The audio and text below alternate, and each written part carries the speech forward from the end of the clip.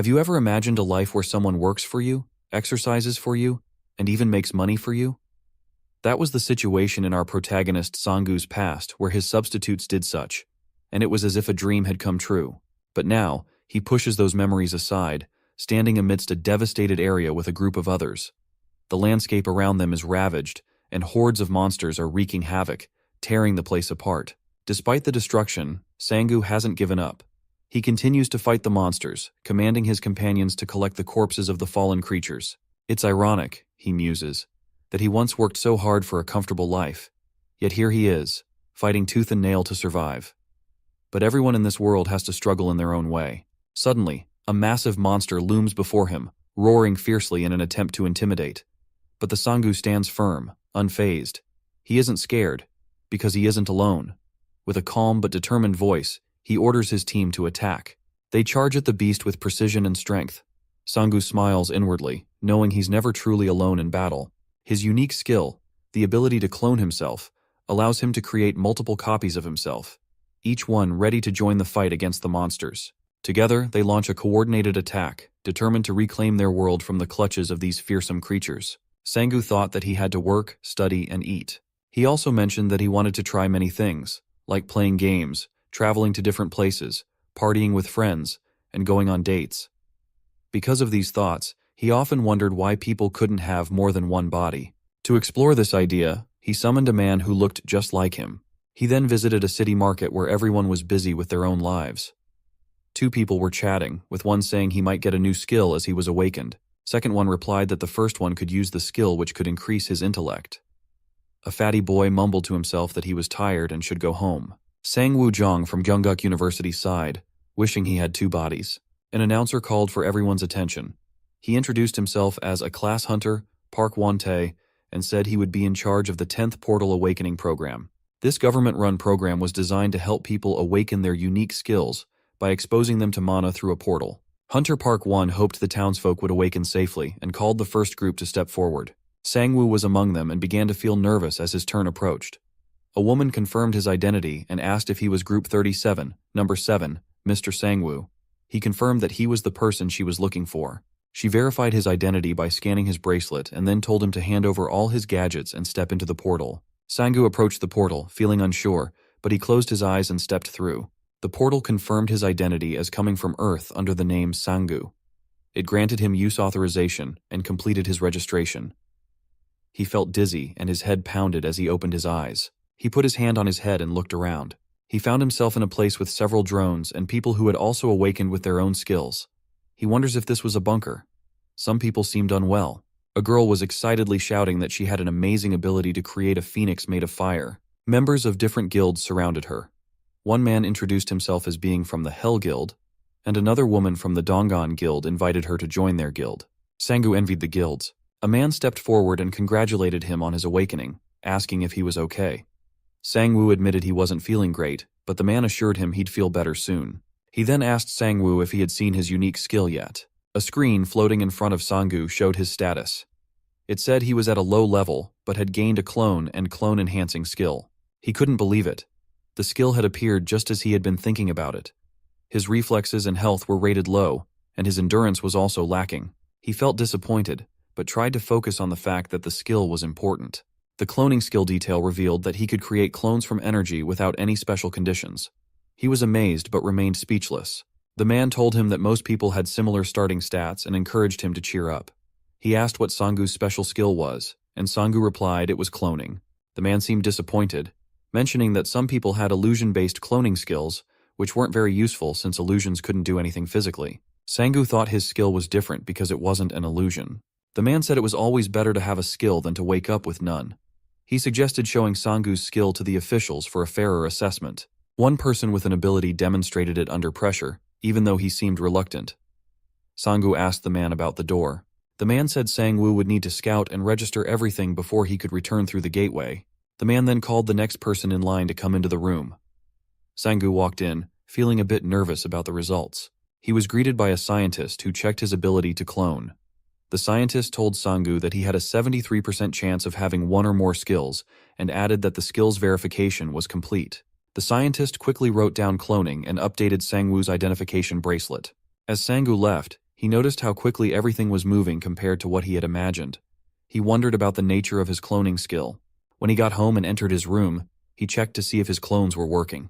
Sure enough, his monitor showed a game in progress. He sat down in his chair, checked the game's progress, and reflected on his belongings, thinking they were just clutter. He lay down on his bed, contemplating trying a different game since the current one seemed to be losing popularity. He remembered he needed to pay off his tuition and rent, but was too lazy to get a job. He wished someone else could take his place at work. Then he remembered his special cloning skill. Looking at his bracelet, he decided to test it out. He went to a part of his room with enough space for his clone. Sangu gathered energy around his body, and it started to take shape. The energy began to split, forming a ball of light. Smoke cleared to reveal a hand and a foot. Sangu had just summoned a clone of himself and was amazed by the result. He opened his eyes and saw his clone. The clone's body and legs were exactly the same as his own. Surprisingly, Sangu wanted to see if the clone was really real. He asked if it truly existed, and the clone confirmed that it did. When he asked if he could touch it, the clone answered yes and called him Master. Feeling a bit awkward, Sangu gave himself a slap and then touched the clone's shoulder, squeezing it. Since he could physically touch the clone, he realized it was a real body, not just an illusion. He looked at the naked clone and decided to dress it. After tossing some clothes to the clone, he curiously asked if he just needed to give an order. The clone confirmed that this was all that was needed. Sangu figured he had to command the clone on what to do. To his surprise, it followed his instructions instantly. He found out he didn't even need to speak out loud. He could just use his mind. He had the clone stand up and repeat its actions. After a while, the clone got tired from constantly sitting and standing. Sangu noticed that the clone had the same stamina as he did. A beep from his pocket caught his attention. It was a text from Gyeongdo, bragging about his 2 hunter skills and asking about Sangu's skill. While typing a response, Sangu watched the clone continue its repetitive motions. He replied that he had indeed acquired a skill. The other person congratulated him but also mocked him. The chatty replies irritated Sangu. A status window appeared in front of him, showing that his stamina had increased slightly. He was puzzled by this. Meanwhile, in another country, George Lucas, an S-class ranker from America and head of the Enlightened Group, was sitting in his main office. His assistant informed him that out of 300 million people, 80% had awakened their skills. George Lucas asked how long it would take to reach 100%. His calculations suggested it would take around 5 years, but George Lucas, who was deep in thought with an open window, didn't seem worried about the time. Back to Sangu's clone, it was now running endlessly in a park. The clone didn't stop and was getting very exhausted. People in the park recognized him and watched, wondering if he was going to faint. An elderly lady handed him a bottle of water to drink before he continued running. The clone remained quiet, and then suddenly resumed running. The lady muttered to herself that he might be an introvert. The clone stepped on a scale and noticed he had lost weight. His body had become lean, and he was getting hungry all the time. He now ate double what he used to and had lost 20 pounds in a month. He looked better physically each day and had even grown a little taller. His stats, like stamina, endurance, and reflexes, had improved a bit. He also realized that all the powers he had gained were related to his inner desires. He understood a few things about clones. They didn't bother him with their pain or exhaustion. When they were damaged or used up too much energy, they disappeared. Clones were updated instantly with him, and he could order them simply by thinking, even from far away. However, they couldn't use their cloning skill on their own, as that would be ineffective. Sangu searched the internet for information about hunters. It turned out to be just as he expected. He found out about normal and special stats. Most people who had awakened only had some of the normal stats. Special stats like regeneration, resistance, and vitality were harder to unlock, except in a few cases. He had confirmed that his own stats had increased significantly since the start of his training. This was clear because his clone had continuously trained and followed every order to its limits. Sangu knew that if he trained with his clone, his stats would likely improve even more. Let me know if you need any more changes. He read one that spoke about a gym and its routines promising stat improvements if he went. Still looking at that flyer, he was playing a game on his computer. He had already devised his plan. He'd be the brains and his clones were going to be the brawn. Sangu went over his finances and realized he didn't have enough money for registration. He sighed, knowing that a lot of his cash had been spent on food. He decided he needed a part-time job to earn some extra money for registration.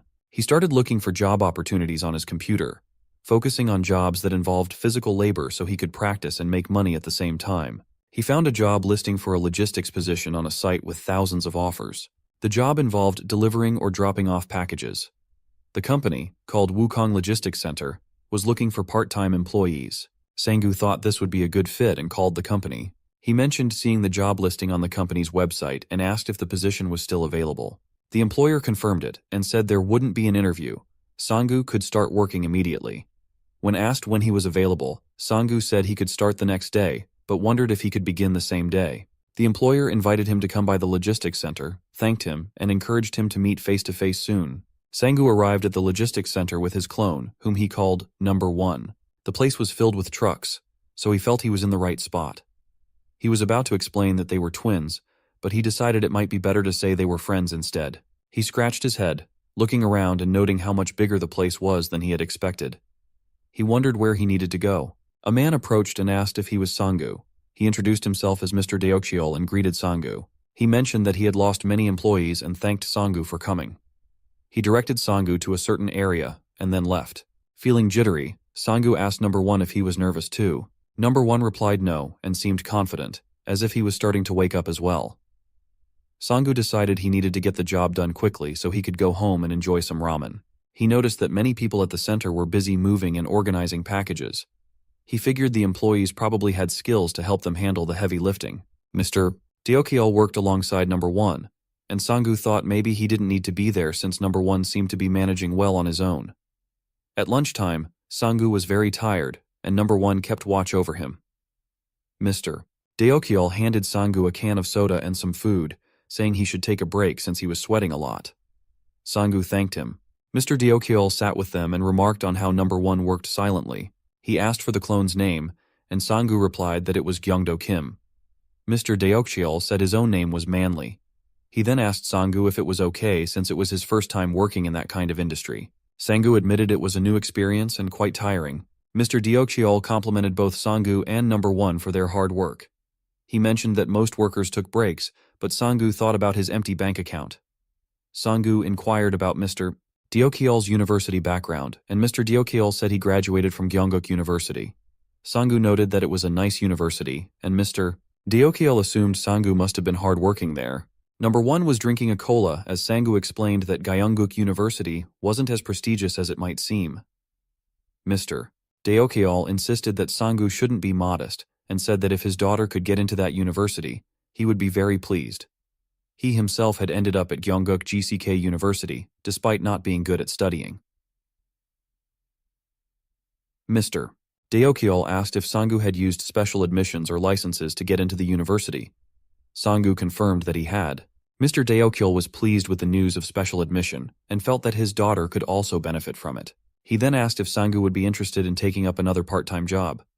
Curious about the new job, Sangu was offered the opportunity to tutor Mr. Deokchiol's daughter instead of working at the center. Mr. Deokchiol proposed a rate of 50,000 won for every 2 hours, once or twice a week. Sangu considered the offer and decided that teaching at that rate wasn't a bad deal. He agreed to tutor Mr. Deokchiol's daughter.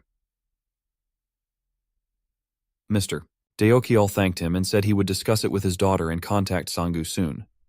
He asked if Sangu still had the old phone number, and Sangu confirmed he did. Sangu hoped the tutoring job would go well. Suddenly, a status window popped up, showing a small increase in both his stamina and endurance.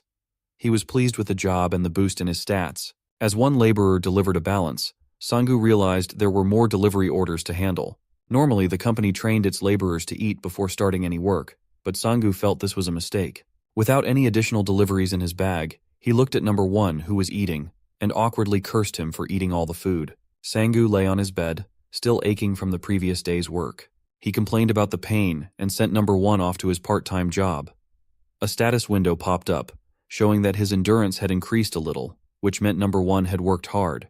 Sangu told Number 1 to go home, curious to see if his clone's clothes would stay behind.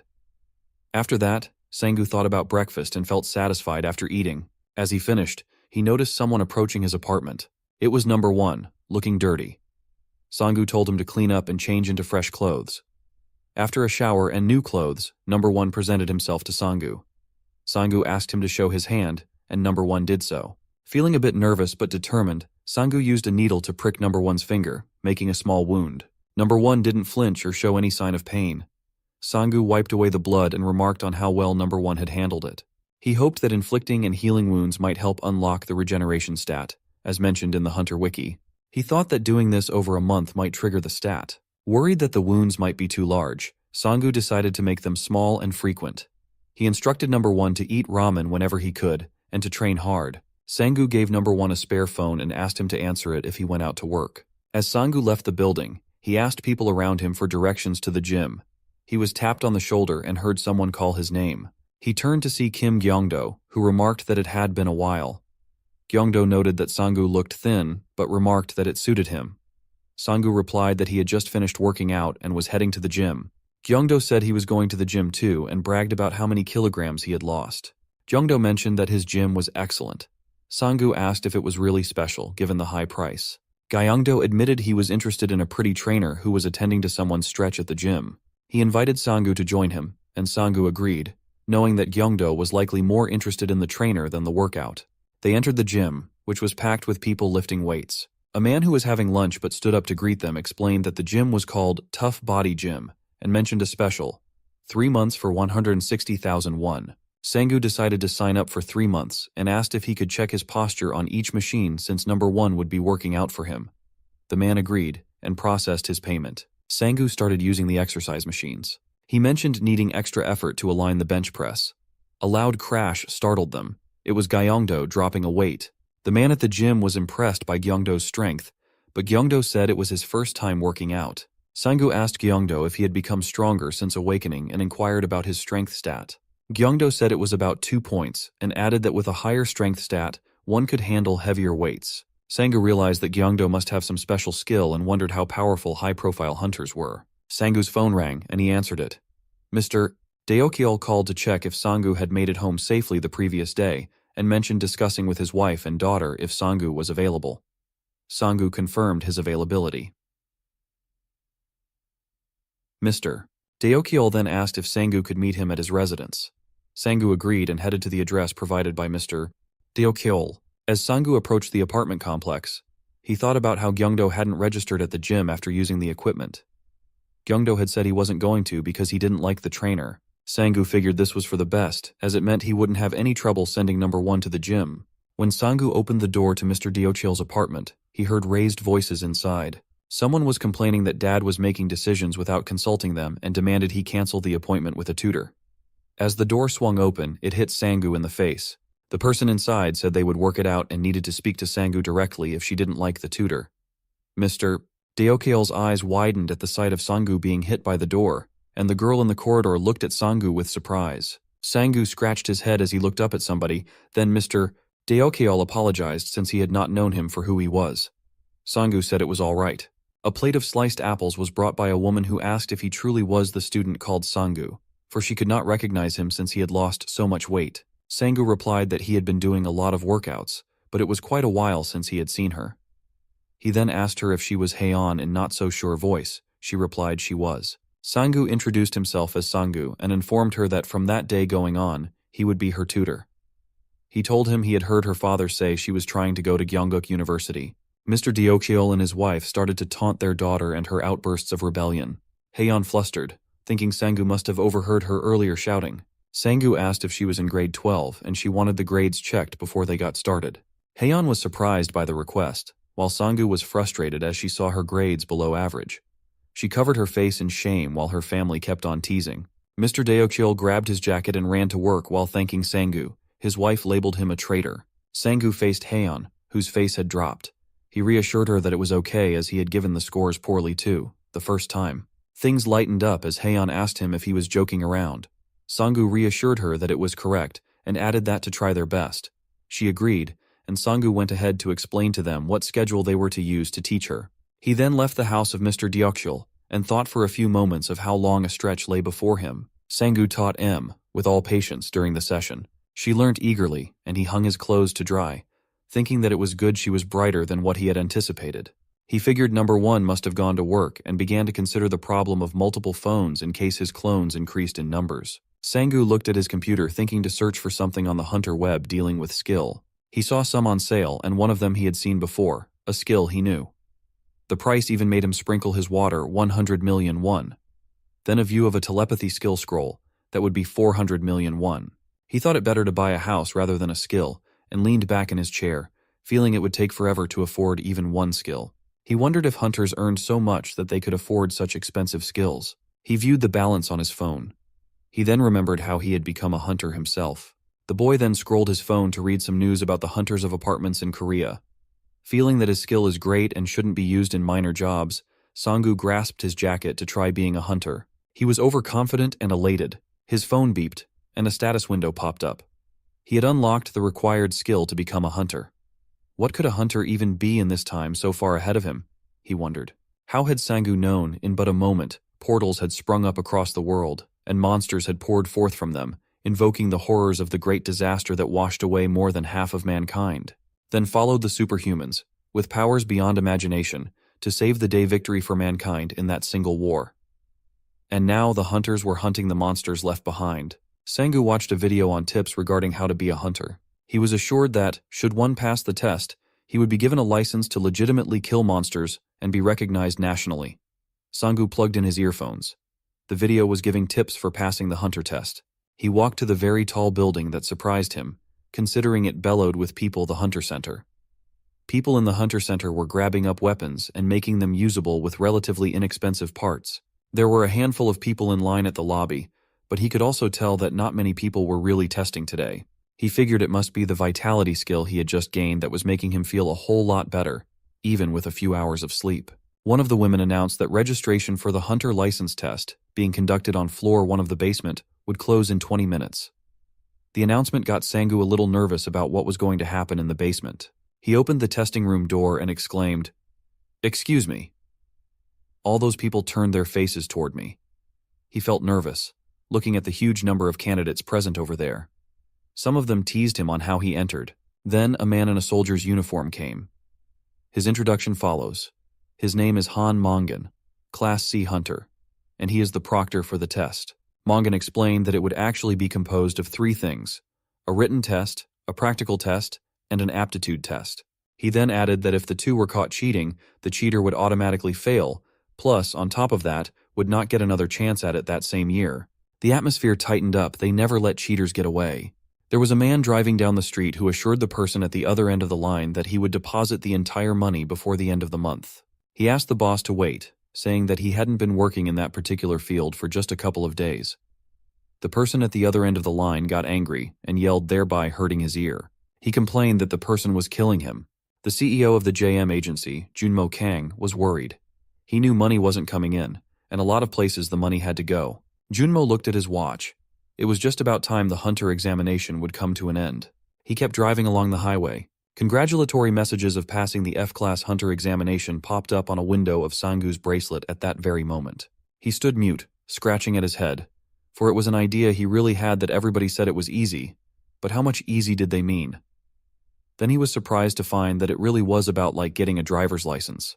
An easily passed written examination, a practical test with a near target that was straightforward, an aptitude test that rather felt like some kind of moral test from grade school.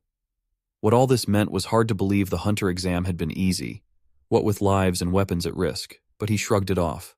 Inside the hunter center, people in suits handed calling cards to the new hunters, trying to recruit them.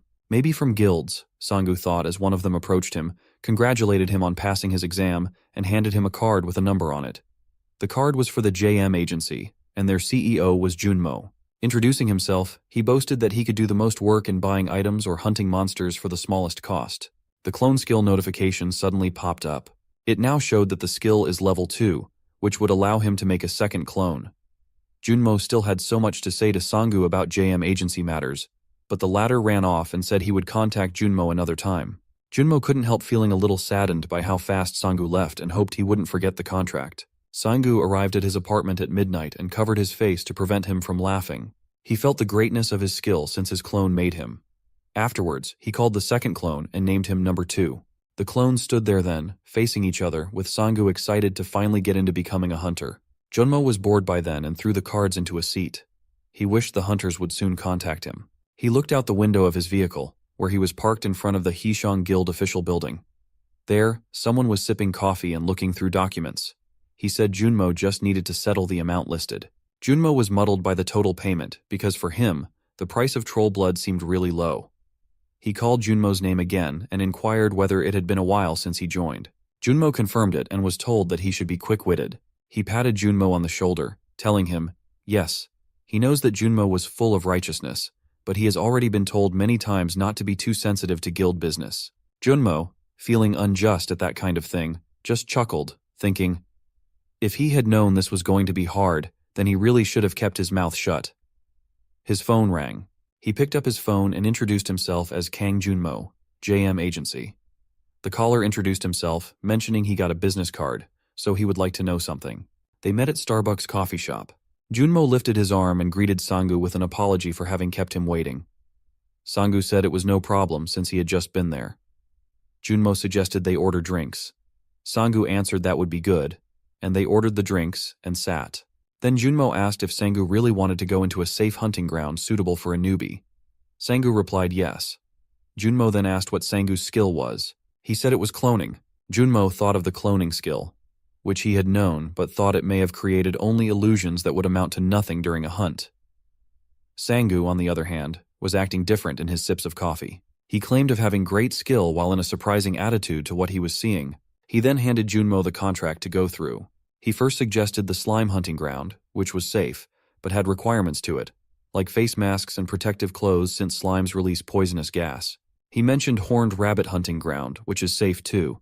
Its rewards were pretty low and hard to catch. Junmo mentioned other low-class monsters like giant rats, but he said that he could guarantee safety only at those two recommended hunting grounds. Sangu liked both and the rate items he could sell. He thumped the document onto the table, declaring he would go ahead with the contract. Junmo was overjoyed and asked if Sangu could choose one of the hunting grounds since he liked them all. Sangu said no. He stamped the document.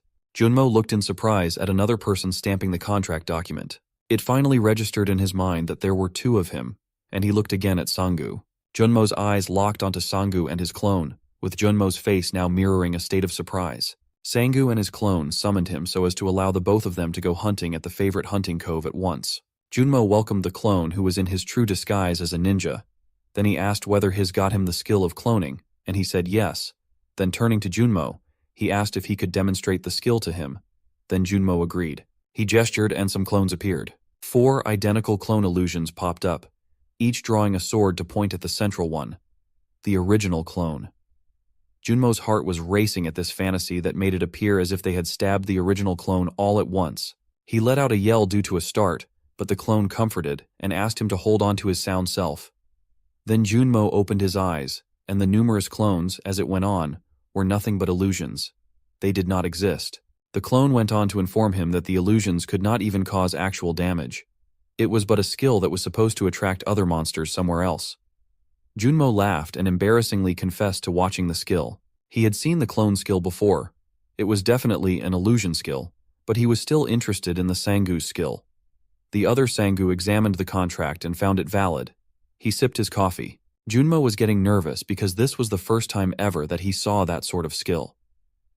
"Are those twins really looking the same?" he asked. Sangu laughed at the question. "Even though looking so, it was a real clone," he said. He said that he had one more clone and went to the fitness club.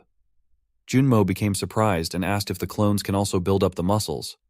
Sangu replied, "Even if my clone gets stronger, then I can be stronger." Junmo felt great about it. His skill was far away from an ordinary one. Sangu then changed the topic to the hunting grounds and asked whether it would be a problem if that same person were to enter other places at a certain time. Junmo replied that yes, it can be pretty problematic since entry is recorded.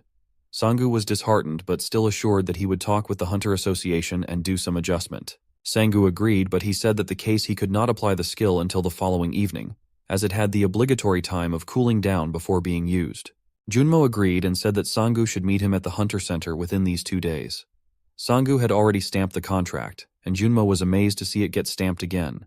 There were then 2 Sangus, after which he spread his hand to say he was excited to work with the 2 people.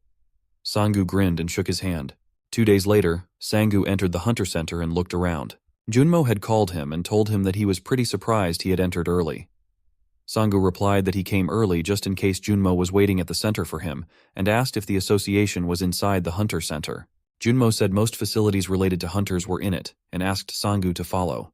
The center was full of hunters, and being 166th, Sangu was asked to head to Counter E4. Desiring a duplicate hunting range access, The staff asked if his power was cloning. Well, Sangu had only one identity bracelet. He should wait, the staff said, since he was their first request for a duplicate access applied. The staff called in the chief so that pertinent papers can be searched. Sangu realized that this case of duplicate access was a rare one. The chief asked for the employee to go through the files. After some moments, he returned with the permit application and instructed Sangu to go to the civil service office and the equipment room for processing, saying that in the skill demonstration room he could also take a permission test. It was crowded with papers. The surprised Junmo said he would handle the documents, so he took them from Sangu and asked him to enter the skill demonstration room. Sangu used his skill on a clone in the skill demonstration room. When it came out, it was naked, with him exclaimed by surprise and, likewise, his face and examiner's face reddened. An engineer altered the bracelet of Sangu, who let the clones get into the hunting fields with fingerprint scanning. It, therefore, created a way to enter and exit from another place at the same time. Sangu was overjoyed with the assistance given by the engineer. He expounded further that his ability was unprecedented, not in Korea, but in the whole world. Sangu thanked him and left with his clone. Sangu showed his bracelet to Junmo. Now that he completed the request for authorization, Junmo congratulated him. Junmo asked, "Going out to the hunting ground now?" Sangu answered, "Yes, I never have to work today." Junmo saw that Sangu put a mask on the clone and asked, "What was that for?" Sangu answered, "My clone driven a lot of interest from the people around me." With a smile, Juno noticed that he was scratching his head, something rather uncharacteristic of him. He knows that was Juno. "That is our guildmaster, Hisung Shin, looking down from above." Hyesung Shin returned a curious smile. He never expected the face of this person, and thought perhaps this might be the one, then realized it was Junmo. All of a sudden, he was being called Mr. Kang Juno, and here he falls, Guildmaster Hisung Shin, from the sky. He greeted, saying that it must have been a long time and that they meet at the Hunter Center. At the sight of the man, Sangu frowned and said he didn't know he was still chasing Hunter. Sangu could identify him to be the guild master of Hisung Shin Guild, Hisung Shin, and could barely believe that he leaped from at least a couple of floors above. Junmo was silent, clearly awkward at greeting the guildmaster. Hisung Shin smiled at Junmo's greeting and that he had addressed him as Sir. Hisung Shin continued to look to the person at his side, and Junmo said that person was with their company as a hunter. Hisung Shin saw Sangu's clothes and said he was a hunter. He continued on a really long-winded process, asking if Sangu was an F-rank hunter. Sangu was quiet. Guildmaster Hisung Shin suddenly laughed disappointingly, going ahead to mock Junmo as rough away from home and how Junmo, according to him, who used to supervise C and B-ranked hunters, has become a pathetic case. He then laughed like a madman, exclaiming he could not believe he was nursing an F-ranked hunter in a sweatshirt. Hisung Shin got on bad-mouthing Sangu, and Junmo got pretty angry that Mayang was doing that. But Sangu had to touch his shoulder to snap him out of it. Wiping his tears, Guildmaster Hisung Shin said that it seems the F-rank hunter had something to say. Sangu smiled at him, despite the ridiculing, and said that it was a high honor to meet also with the guildmaster of the first-class country guild. His words were very dear to Guildmaster Hisung Shin, who told him that, in fact, he didn't have the eyes of an F-rank hunter, and then imitated, first in monopolizing dungeons, first in restricting hunting grounds, and first in terms of payment ratio. Guildmaster Hisung Shin thought that he had misunderstood, and the guildmaster of that greatest guild must have been joking to pretend to like him and call him a punk. Sangu smiled, saying he didn't know what to do, and then Guildmaster Hisung Shin broke his neck, saying he has some guts. Then it cut to a monstrous visage of him coming behind Sangu's back. "Maybe we should check if your skill is as great as your guts," Sangu said in some surprise to how Hisung Shin came to his back so quick. Someone suddenly exclaimed, as the assistant addressed Guildmaster Hisung Shin, and then replied that he had found the party pooper. Fast pushed away, saying it was for now, then asked what his name was. Sangu answered that he should know what the answer was. Guildmaster Hisung Shin laughed at him, calling Sangu a funny person. It was reminded not to exit inside the association by the assistant to Guildmaster Hisung Shin. He said he knows, and after the interactions Junmo drove Sangu and his clone.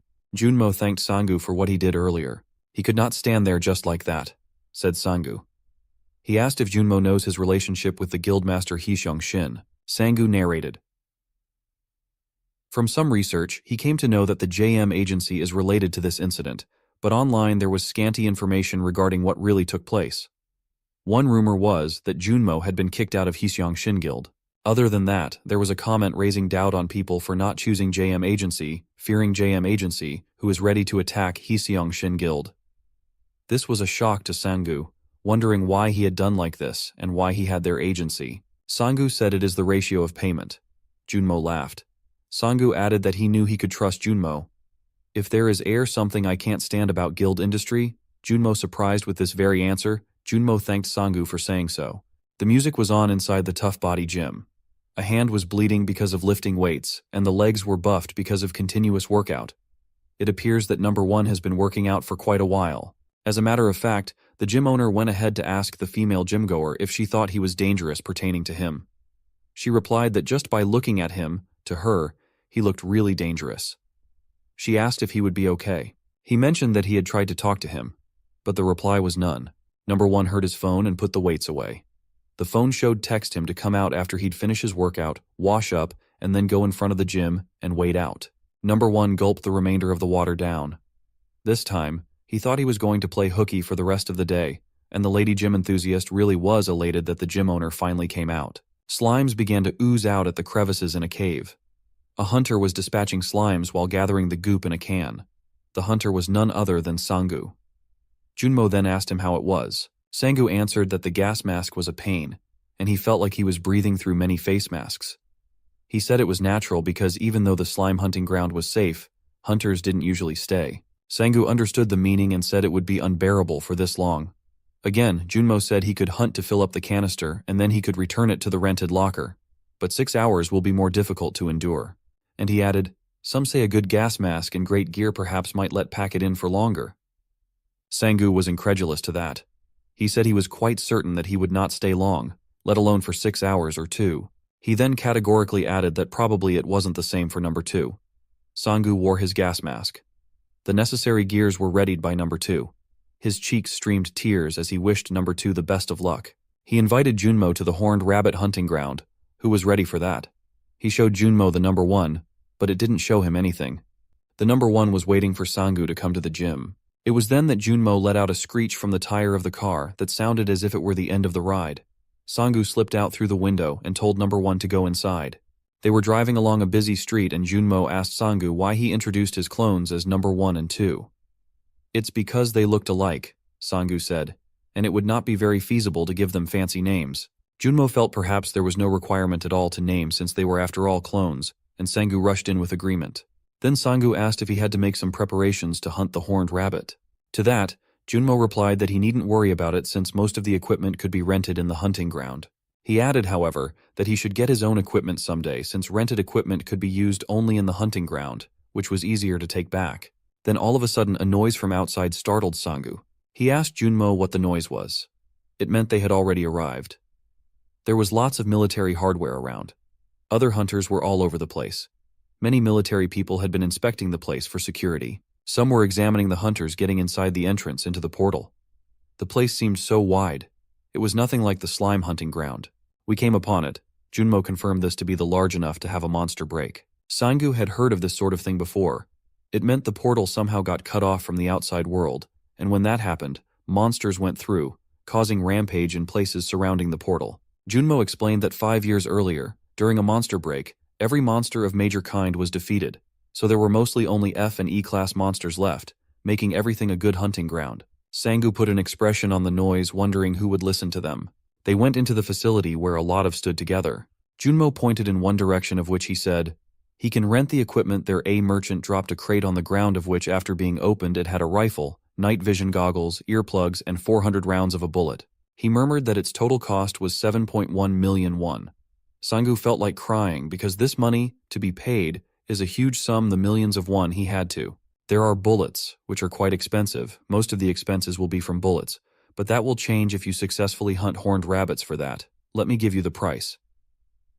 The price of one horned rabbit is about 1 bucket of slime liquid. After saying that, Junmo then said to Sang-gu that their spot is on the 3rd floor of the building. He then realized that the clear area was also sectorized even if it is inside the field.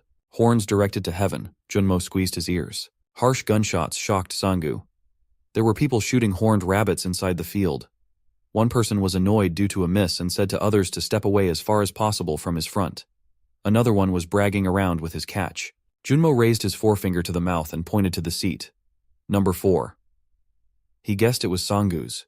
He wondered if Sanggu was confident in his shooting skills. Sanggu said that he has only missed 3 of the bullets during the hunter license shooting test, so he was sure.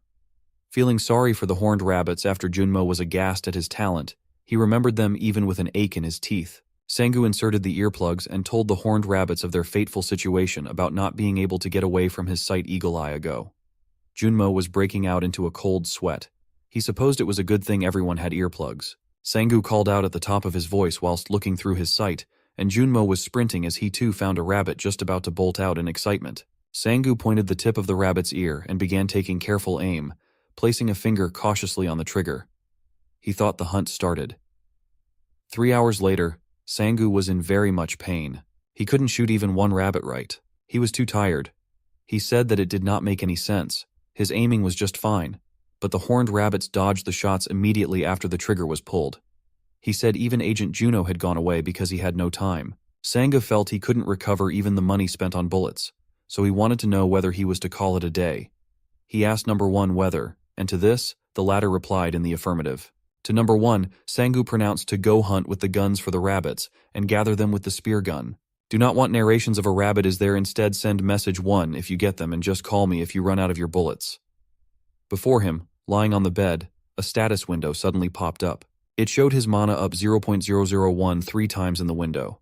Number 2 really kills a lot of slimes with efficiency, he thought. Sanggu looked at his improvement stats, but remembered that it was the time Guildmaster Hisong Shin came from behind out of nowhere, scaring the hell out of him. He sighed. It won't be easy yet. Sanggu yawned and imagined the horned rabbit giving him a bad finger.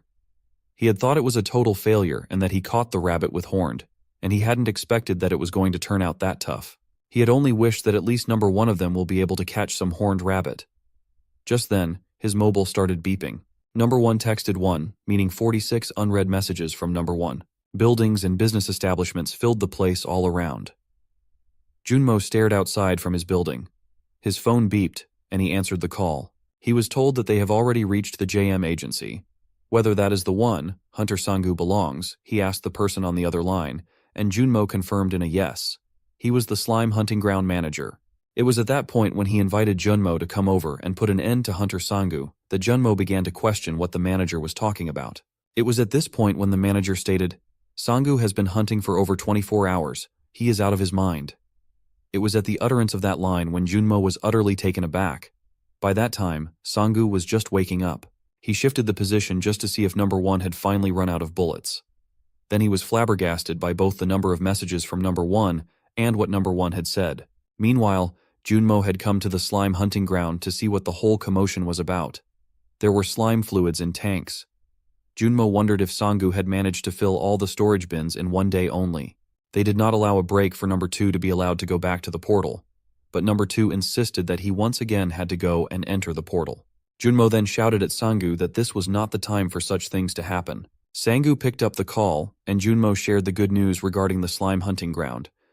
The Sanggu clone had filled all the storage bins in one day, and they were about to call the monster corpse cleaner. He asked Sanggu to order Number 2 to stop hunting. Sanggu was very elated with the news and asked if they could also dispatch cleaners to Ujangsan. This made Junmo ask what he meant. Sanggu told him there was a heap of horned rabbits at the hunting ground, and he even thought that the corpses are blocking the way. In the hunting ground, mad big number of humans were crowding all piles of horned rabbit corpses. Some even could not count the number of the corpses and thought it was totally freaking unbelievable. A man took a video of those horned rabbit corpses and told the group of friends that he shot it, and nobody would find it. They thought Sanggu was hunting all the horned rabbits alone. An agent praised Sanggu's ability to hunt and about to lend him a business card. It was on the business card of the Brown Bear Guild that told of his identity. Back to the agent, he asked whether Sanggu was already a member of a guild. The question was treated with silence from Number 1. Since he was ignored, the operative held back, not wanting the other agent to laugh over him. They all tried talking to Number 1 and he just never answered. They all concluded that all the talkers that spoke to Number 1 all came from big guilds, and one even claimed he was sure Number 1 would have spoken a word or two. Another one corrected him saying Number 1 did not mutter any words. It was at that time Sanggu threw another ammo case just in front of Number 1, for him to use it. He told Number 1 those are extra bullets, so he told him not to stop hunting. He told Number 1 the corpses would be his responsibility if he was to arrive. Number 1 agreed. He patted Number 1 on the shoulder and commended that he had done a good job. Number 1 was so excited for such commendation from Sangu. Then, he loads the gun mags. It includes the surprise to note that he started to hunt. The people told to stay still and watched how was he going to do it. He left from the area, and the people wanted to record how he hunted. The horned rabbits came to be hunted then. Sangu thought that he might have underestimated what the clones were capable of, but he knows the clones are gaining 50% of his stats. He thought they could do only 50% of what he could do in a simplistic sense, but he could see they got a machine's performance in executing missions, ability to make decisions without delay, and making lightning decisions and focusing. He was snapped out of his reverie with the student calling for his attention, and he asked him what he was thinking about. She said. He then handed the paper to her, saying he had finished checking and assured her that she was indeed doing better than before. She responded with a recount of how people used to tell her that she could do better if she tried, and then again asked him what he was thinking. Sangu told her that he had just stepped out and visited a hunting ground. It had gone relatively better than expected. She got very surprised when Sangu spoke, so she asked if he was a hunter. He asked if he had not said so, to which she answered that she didn't know. The billowing all of a sudden asked if he knew the hunter she had seen on her phone. Since people were so noisy, talking about a person that made her ask who it was, she said it is God of Ujangsan Eagle Eye, and Sangu spat the water in his mouth. He feigned innocence. She asked if she didn't know him because everyone was crazy about the man in Hunter Wiki. She said that he hunted more than 200 rabbits before they recorded the video. She added that was more than enough for a new record. Haeyeon said that he did not respond to the people's questions about his name, so to the people there, he simply looked fresh and cool. Because of that too, the news was hot at the time. The people had been asking him to whom IC stands for. The cameraman asked who he was, and Number 1 replied, Ujangsan Eagle Eye. Then the cameraman asked what that meant. That had made Sangu very embarrassed. She said that the person is cool, and again added that she is a real dreamer because she dreams of being a hunter. Sangu asked if waking up will be a part of her hunter dream, and she confirmed this, adding that she managed to get a license but was a bit afraid to come to the field hunting. Haeyeon make attempts to play shy, wanting to be able to talk to Sangu. She told him that in the case she aced the test excellently, he should take her to the hunting grounds just once. Sangu was quick to respond that it was not hard, and in the case she made it to the university, he would take her. She asked him whether he was serious, and he said he too knew where the safe hunting fields were. She asked him to promise further. Sangu smiled, and with Haeyeon they pinky promised that he can't change his mind. She swore that only he would keep doing what he had been doing, working twice as hard as she does, and definitely she could get into Gyeongguk University, to which she replied positively, and said that yes, she could get into the Gyeongguk University. Mrs. Deokyeol saw the guy and asked Sangu if it was fine, and he answered that it was fine. She asked about Haeyeon, and Sangu said that even though he was afraid, Haeyeon is very talented, so there is nothing for her to be worried about. This time, Haeyeon was in her room and listened. Then she felt so grateful to hear those words. Sangu told Mrs. Deokyeol he was going. She told him he should eat first before going. He politely said no, saying he got to be in another place. Haeyeon listened to this one, and she blushed. She now jumped to her bed and hugged her stuffed toy. She was treated to his appointment with Sangu and blessed for the flow they had in their conversation. He felt grateful too that he was a hunter. She can just flick of the wrist produce a ball of light, and she initially had felt she did not like Sangu as he was one of the many people by her father. She had realized he was a nice, good teacher. She pinched his toy feeling happy that, to tell honestly, he was handsome too. After she had thought it over in a few minutes of exhausting thinking, she had gasped a sigh and sat down to study in a quite serious mood. Meanwhile, Sangu had gone to Ujangsan Field. He had gone upstairs and wondered if the picking up of the corpses was all over at first. Junmo discovered him and called his name. That made him in turn recognize that Junmo was also among the people around there. In this regard, Junmo told him that he must check up on how far it was with the collection. Where did Sangu say he had been? Sangu replied that he had been doing a tutoring job. Junmo then added that he had called at many hunting grounds before for the collection of teams, but that was the first time he had ever called such a large number of corpses for the Corpse Horned Rabbits team.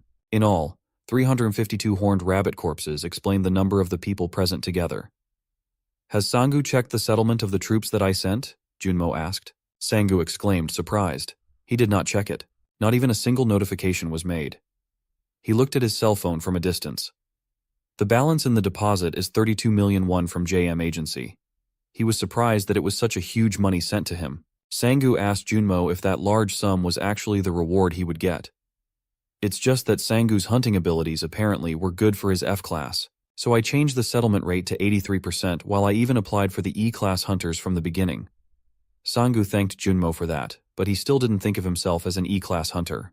Then some person came up to them. He asked the question to Junmo that about being bad number one's manager, shouting him a son of gun. He pointed him that he is number one, and Junmo said yes, asking the one that he was.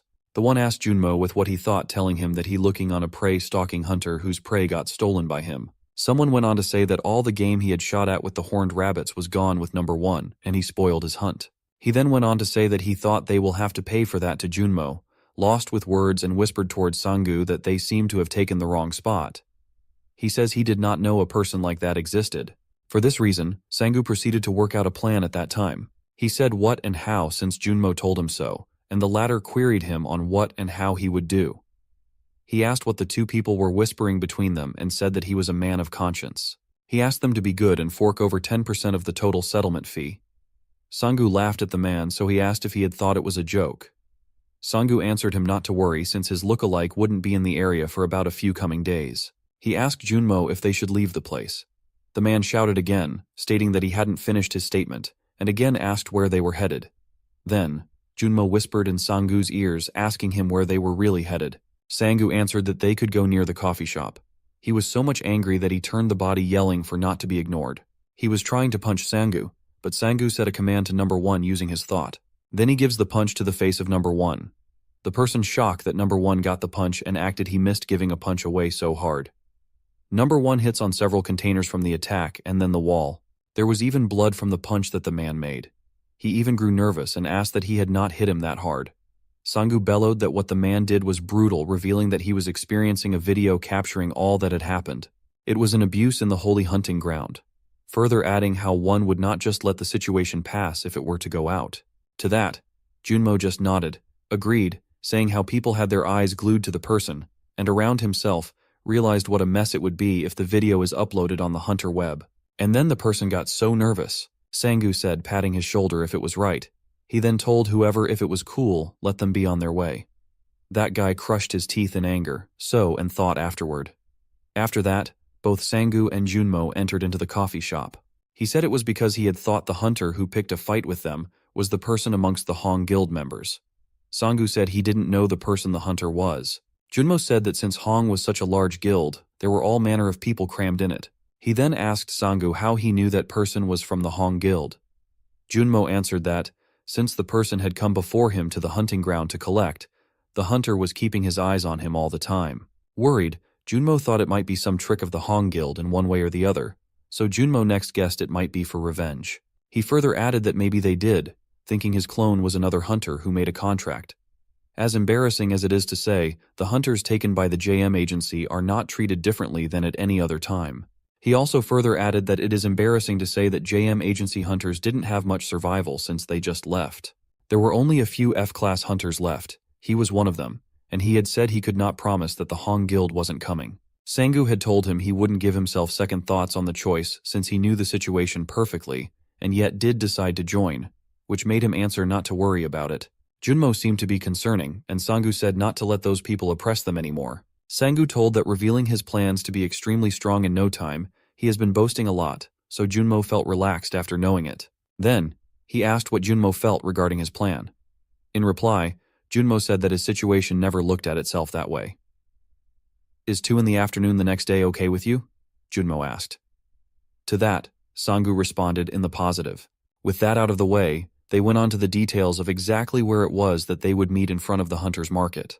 The hunter market never stopped selling weapons, shields, and other hunting accessories. One fine day, this profession was invaded by another new type of departmental store that had everything a hunter would ever need and squeezed most of it out. Sangu was trying on an armor, and according to the dealer, he said that the armor is made of titanium. Therefore, if one wears it, he would be entirely protected from E-class monsters. Junmo asked Sangu what his thoughts were, and Sangu replied that he likes it since it is comfortable, very light. He also purchased a weapon and a knife with the aim of acquiring the skills to use the guns, after which he thought it great enough for him. Afterwards, Sangu asked the dealer whether he could have 2 more sets of armor like he was wearing, and he was told that they can provide him. The equipment he had bought was put inside briefcases. He also asked if he needed some skills. He said yes. Was he familiar with the skill Junmo had asked? And Sangu said yes, though he wasn't sure they would find it there. Both agreed to go to the shop with many orbs and great varieties of skills. Junmo started searching through the orbs with skills, while Sangu was looking around for something. He said that he wasn't there for whatever it was that he was looking for. The name of the skill was familiar. It allowed the hunters to share their senses and vision with their summons and pets. Actually, the cost surprised Sangu, for it cost 129,911. He was overwhelmed by the price that he saw. Sangu told Junmo that he guessed it was time to lay another layer of relationship on the first, and Junmo instantly understood what Sangu wanted: an advance payment. With tearful eyes, Junmo told him it was all okay and that he thought he could lend him 50 million won at once. Sangu thanked him and thought he could just handle the rest of the money in installments. He promised Junmo not to be so worried with the fact that the money, if he succeeded in his plan, could earn back in no time. Sangu bought the skill along with the weapons he had bought earlier. Sangu looked at the instructions, find out how it would function. He went through and read that he was supposed to keep pouring mana in the skill ball. For users who could not control mana, they had to turn on the ball while keeping it in contact with their body, and since he did not know how to control mana, he wondered maybe the remote was the on button. He reached out and touched the orb of the skill. He spun it with his remote-carrying hand, then pressed the button on the remote. The light discharged out at an insane speed, quickly overtaking Sangu. It filled the room, remaining there for a moment, before dissipating. The window with his status appeared once again. In it was the familiar skill. It allowed him to share senses with the subject of his choice. He felt the light emanate from the orb, and with that, he knew his skill ball was gone. He clenched his fist as he felt it was good for the skill to be at the ready. Sangu then summoned number 1 and number 2. Both of them summoned and donned their armor that Sangu had bought earlier from the merchant. He told them that they would go, as he had said. He had an idea to get stronger quickly. Sangu had asked earlier in the week what Junmo thought the result of the hunting trip would be. Junmo answered that it went super great, and he never had such results in his imagination. Junmo stated that they would never have thought such stamina, endurance, and reaction time as a result. This time, even his clones had only half the stats, yet they caught more than 300 horned rabbits. Even in the earlier incident, it was Sangu who had ordered number 1 to take the hunter's attack and overact to the best of his abilities. It wasn't easy timing it perfectly like that, and fearlessly shoving one's face into a hunter's fist. Sangu added, he really felt he could have beaten that hunter if he wanted to. Junmo asked him, then he was saying it is. With low stats, they have so much more exquisite ability to control the body. He replied it was so, and he would use that to his advantage. He then asked how Sangu was going to do that, to which Sangu replied that first he needed 2 various places, grounds on which to practice long-range and close-range madness. Sangu came to some gym, and someone approached him, inquiring if he was there to register. He was driven to a shooting range when the person asked him whether he came for clay target shooting and that he would prepare it immediately. The 2 clones were sent to the 2 places when Sangu stated that he would train the clones really hard until they reached their limit. The man at the firing range was surprised that Sangu asked to have a gun. The man at the gym was surprised that Sangu asked to spar right from the first round. The gym instructor showed Sangu that all he had to do was hit it the way he did. He has to strike the stick so his sparring partner drops it. He also asked whether Sangu really wanted to start sparring right away. The shooting range instructor did wonder if Sangu knew what clay shooting really meant, since this was the purpose for which they would use a shotgun, and then he asked Sangu once again whether really he wanted a pistol. Both his clones answered affirmatively. He was asked Sangu to get ready. He was told that he had been given a live pistol to hold, not one whose pieces were disassembled so it could be used for practice. Both teachers were teaching the 2 clones one at a time consecutively, and the 2 clones were taught. In the case of one of the clones was supposed to fight it out while the other clone was supposed to have a practice shooting. The sparring class resulted in one clone winning over the enemy outside because of the outsmarting techniques, and the other clone hit the required target in practice. Both of the different instructors were surprised from the abilities of the Sangu's clones. Sangu had told Junmo several tries back that he needed the familiar skill. Junmo had been surprised by the familiar skill, and asked Sangu if it was the skill for sharing his vision with his pet, and what he would do with that. Sangu said it was not only concerning his sight, even the senses were connected, and it was important that smell, touch, and all sensations should follow. Think about it. Now imagine, me using the skill while my clones are sparring or practice shooting, he added, and Sangu sighed and then begins to concentrate. He willed his familiar skill to activate, and then he was enshrouded by light. He added that he felt everything, his clone's feelings when he fought in a spar match, where he was in the spar, how the joints bent, and the balance within the body. He could also feel the flow of the strength and movements of the muscles. Blood-curdling. Even the breathing of another clone he had was felt during the shooting practice and setting aim and direction of his sight. Sangu also felt the recoil control of the gun and all the other movements of his clones. And he said that he could have all of it.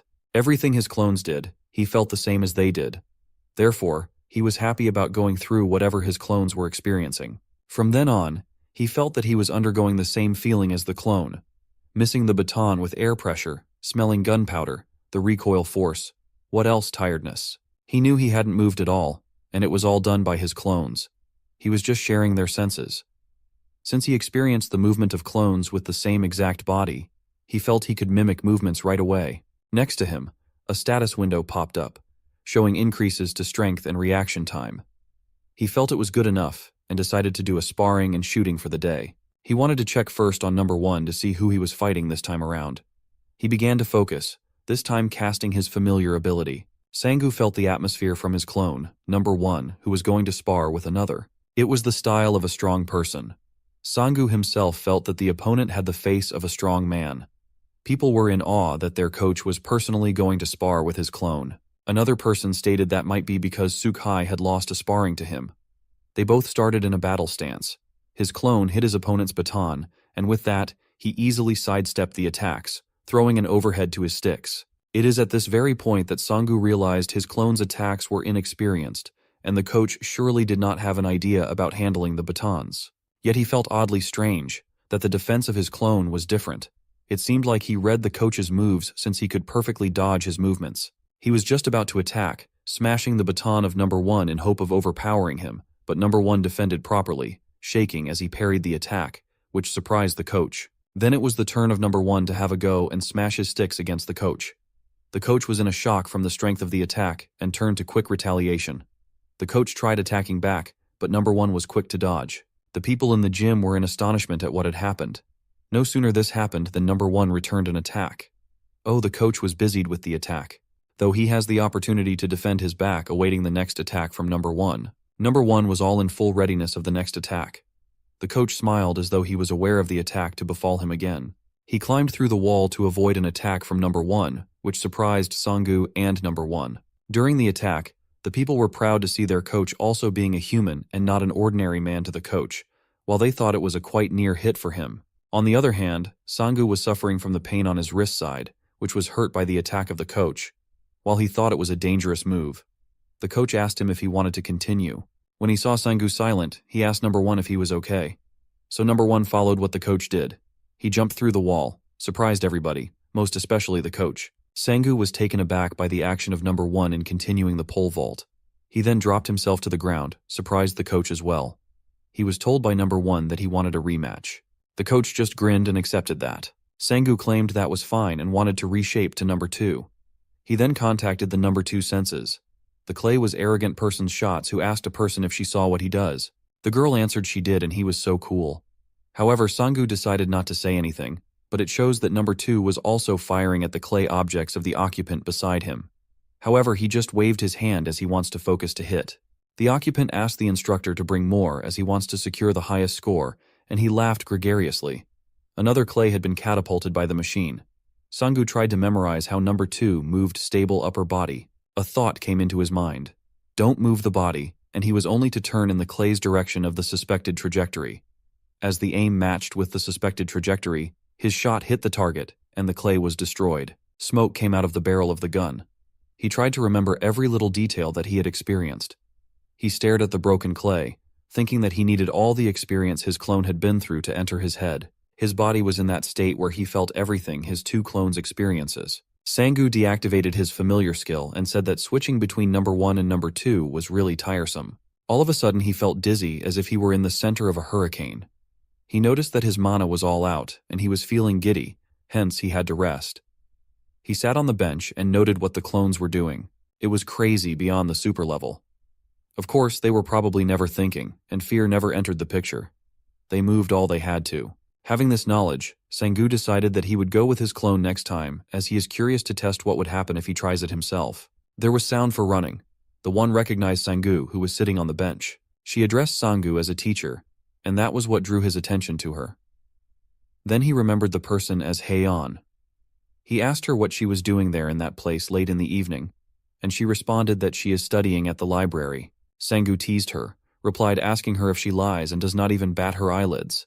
But she told him that she is really telling the truth and that she has already her homework too. Nasima said there was this man smoking and asked if it was the man somebody was talking about.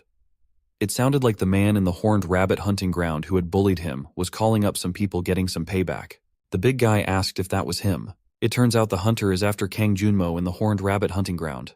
There is someone else reproaching the hunter, letting Junmo get away. He apologizes, saying that it was only an attempt to threat Junmo a little, but he doesn't know that what he has said is recorded by someone. Then he asked the other on the line if the assault was filmed. He heard a gasp from the caller, who only told him that he would realize it on his own. He was to forget it, that he wasn't to say anything. He was to shut up, period, and stay away from Ujangsan Field. He was also not to worry because he had nothing to do with the highest young guild. Before he had even finished hanging up, that caller told him he was in fault and called him a street bully. He flung his phone down in anger, uttering swear words while doing so. He stomped on his phone several times while yelling questions, asking if they knew who they were messing with. He was heard by someone who asked what he was mad about. The person was Gun Seok. He smiled at him to ask what. He laughed at the story of the hunter. He asked if he did nothing. He just let them go. He said he was such a punk for knowing this would happen if he was that happy to join a country #1 guild. He said sorry to him, and asked Hunam if the job was still up for grabs since guild told him not to go near the Ujangsan Field. He told him he was such a punk, very straightforward. He then asked Changwon if he had something, and Changwon told him yes, he had some part-time jobs. He was just about to ask him in detail when he saw Sangu and Heian from afar. Heian was talking with Sangu, so the hunter told Hunam it's him, the one who recorded the video. Hunam asked him, "Are you sure?" And the hunter said, "I'm sure. I'm pretty sure," as he rushed to the position of Sangu while he was telling to him to calm down. Hunam asked whether he was sure that the man he was narrating was him, and the hunter was containing his anger. "What is your business in the place?" Heian asked again, and he said he was just doing some exercises. Then, a shrilling voice yelled at them, calling his attention. He told Sangu that he heard the hunter saying his brother owed him something. They started approaching where they were. He asked Heian who those people were, but Sangu told her he didn't know. That hunter was so mad by looking at him. He again commanded with his mind #1 and 2. Sangu asked if he could help them. He became so pissed, yelling away as if he didn't know anything, but Hunam stopped him, telling him to wait a second. He then asked Sangu if he heard right, whether he had some video where their brother made the mistake out of excitement. Ham told him to delete the video, and they would let him go peacefully. Did he mean that they would let him go if he deletes the nest video? To this, the hunter was dead against it. Meanwhile, Hunam told him it was okay and he himself would not do tiresome work, but Sangu stopped his hand. He asked if there was a guarantee that if he deleted the video, they would set him free. Ham smiled, saying he now understood Sangu. He told him that, according to his judgment, Sangu did not appear stupid and that he was right not to set him free. He added that Sangu was not bright enough to erase it right after he took it, to which he said didn't make much difference from his present situation. Sangu whispered back to Heian to look for the right time and run. He told them that in case there is a difference, they wouldn't get out of there. Meanwhile, Hunam was readying his fist. Sangu thought probably he never expected to get into tight corner so soon. He told them that he was going to beat them all. Ham laughed at him, telling him what confidence he exudes. He then gave an order to the hunter and his company to give Sangu a good measure of beating, as he shouted to be informed that Sangu was going to beg him to allow him erase the video after what he would do to him. He attempted hitting him with a blow. The other struck his head using an elbow. A blow hit followed the attack. However, Sangu could still manage to defend it on his person. Then, the other guy hit him again on the head using an elbow. Heian was already teary-eyed with what she saw. Sangu fell to the ground, spitting blood as he thought that it did not work out well in the first fight. Then, Heian stood in front of Sangu. She conjured a ball of flame. She warned them to step back. Sangu tried to stand and called her name. He was in a shock as her body was shaking in fear. The hunter, surprised that she turned out to be awakened also, other found it very annoying. Ham smacked their two heads. He asked them how a high school girl scared them. They asked him what would happen if they didn't back off. She asked her what she would do if he continued heading for her. She placed the fireball in the direction of the couple, warning them not to come close. But he insisted on doing so. She was scared of him, so she placed the fireball in his way. He stood no chance but to receive the attack. Directly she attacked him. The hunter was calling for his name as Hunam took his attack. Remained the thinking smoke from the charged. Almost Hunam slapped Hunam, telling her to grow up. He told her that the awakened from the very first instance were more considerate than the stones rolling on the streets, so she can't brag about it. It was interceded by Sangu as he protected Heian from an attack. That has never been done, yet said Sangu, and he cursed him. Then a return punch in the face. Opened his fist. Heian surprised at the sight that she saw. He looked so grim and angry. What attacked the face made Sangu touch his cheek, a move which made the other two men concerned. The hunter called Sangu a bastard and went to attack him once more. Sangu then tried to remember the feeling when he did that familiar skill. Realization hits that what he saw is not a stick like it was earlier. By watching the attack of the hunter, he had observed that as one just watches the hunter's shoulder, he will have a head start to avoid the attack. He managed to dodge the attack and reiterated that to strike doesn't mean just swinging of arms to and fro. It was time. Sangu readied himself as he steeled for counterattacks from the hunter. He took a stance, much as he had seen before and copied, gathering his strength from waist to arm as he attacked. It connected with the hunter square on the chin, and it was hard enough that he blew clean away. To his surprise, the other man was readying an attack on him as well. Sangu thought that he couldn't dodge, that it would hit him. The attack of the man had hit his face, but Sangu managed to punch him back in the stomach. Sangu was huffing while the man was knocked down. He then looked at his opponent, catching breath. Hunam then wiped his face and told Sangu that he could now fight back. Hunam said that he was reluctant to beat a person who could not even swing his fist. Sangu readied himself, but the ache from earlier when they had fought was still there. It was now that he realized he could take it back then. But if this was too strong, he guessed his skill must belong to a muscle strength enhancement skill. He realized that he must not let Hunam hit him. Hunam dashed to where he was and screamed, "He is coming." Sangu was able to dodge the attack and counter with a strike below his chin. He then sent another attack to his face. Ham was getting pissed off with the attacks Sangu was giving him and called him little bastard. Ham then quickly launched himself at Sangu. Sangu moved and socked him again in the face, thinking that he should sock him hard enough to inflict some damage. Ham tried to hit back, cursing at Sangu, but Sangu was able to sock him again below his face. One of them said that he was worried that Hunam gets beaten up. Sangu suddenly felt like there was something wrong with Hunam. Hunam had been getting tougher and tougher as he was being attacked. Sangu saw his hand start to leak mana. Hunam was going to fight back and said Sangu was dead. Sangu knew this was a big move, and he needs to dodge it. But the hunter held his foot. Sangu became worried that he could not move, and then the hunter smiled at him. Sangu realized that Hunam's attack would hit him since he could not move away. The attack came to rest on Sangu's stomach, blowing him away. The attack damaged him badly, hence he vomited. Heian screamed, "No," as she witnessed Sangu getting attacked. His back hit a pillar as he was trying to catch breath, holding his stomach. He could hardly breathe as Hunam laughed, asking if he liked it. Sangu was trying so hard to breathe. Then he saw Hunam attempting to attack him once again, and he said that it was over. The attack to Hunam was then interrupted. There was smoke everywhere, even coming out from his mouth. Then suddenly Sangu turned and got surprised with the outcome. It turned out it was Heian who prevented him from getting attacked by Hunam. The hunter and his friend were both furious, and they scolded Heian for what she had done. They both rushed toward her at the same moment, yelling at her that she should have run. But fortunately, enough. Number 2 and Number 1 were able to make it in time and save Heian by beating up the two enemies. It surprised Heian with regards to the events that unfolded. Sangu's clones could protect Heian. Ham turned his back and was not quite clear what had taken place. At this time, Sangu stood up. He called for Hunam's attention. Sangu wiped out the blood over his mouth and told Hunam that finally, he could breathe.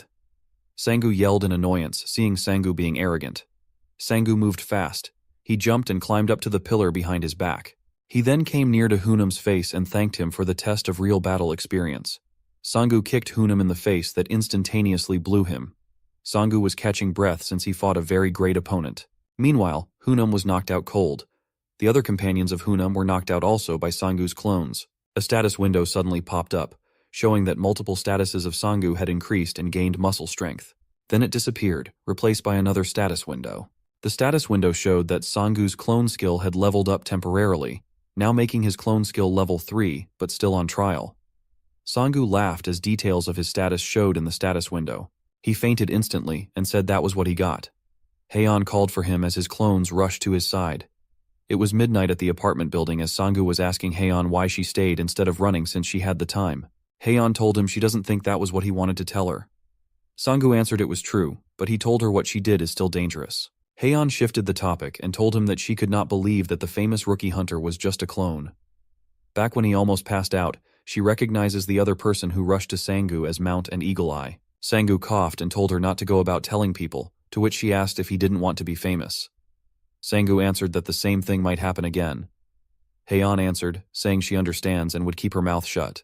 As they finally arrived at the apartment house of Heian, Sanggu asked if that was her house, to which she responded in the affirmative, disappointed. She asked Sanggu whether her hand was all right and whether she could still hold a pen using it. Sanggu responded that it was her left hand, so it's all right. Then she tried to shift the topic again, asking whether Sanggu's student was hurt. Then he might want to reduce the homework. However, Sanggu asked her whether she had told him earlier that she had cleaned everything in the study room. She was annoyed with his reply, as she thought he had a sharp memory only with certain things. All of a sudden, Sanggu called her name and thanked her. Sanggu told her that he thought he was able to win only because she blocked him. Feeling proud, Heian told him that, yes, she did play a very important role in the incident. Since they were eating some meat and not on an empty stomach because of her, she asked if he should not thank her. Sanggu replied that he would buy her some. He said something, so Heian declared it to be a promise. Then she told Sanggu that she would go inside. Sanggu sighed again and told her he would make sure that she ate a lot of meat. Number 2 and Number 1 had been following Sanggu from behind. Sanggu turned around to face the both of them that had been following him. He asked them what business they had following him and that they still needed to work really hard, to which both Number 2 and Number 1 responded that it was already late and all the shooting ranges were closed. Sanggu smiled and picked a stick from the ground. He passed them both clone sticks and told them to do it in the park. 1 month later, he spoke of Hunter with someone. Junmo asked how was the plan. Another person in the line was Sanggu, who said the plan worked great as he wanted. Therewith, he could also do pistol clay shooting by himself.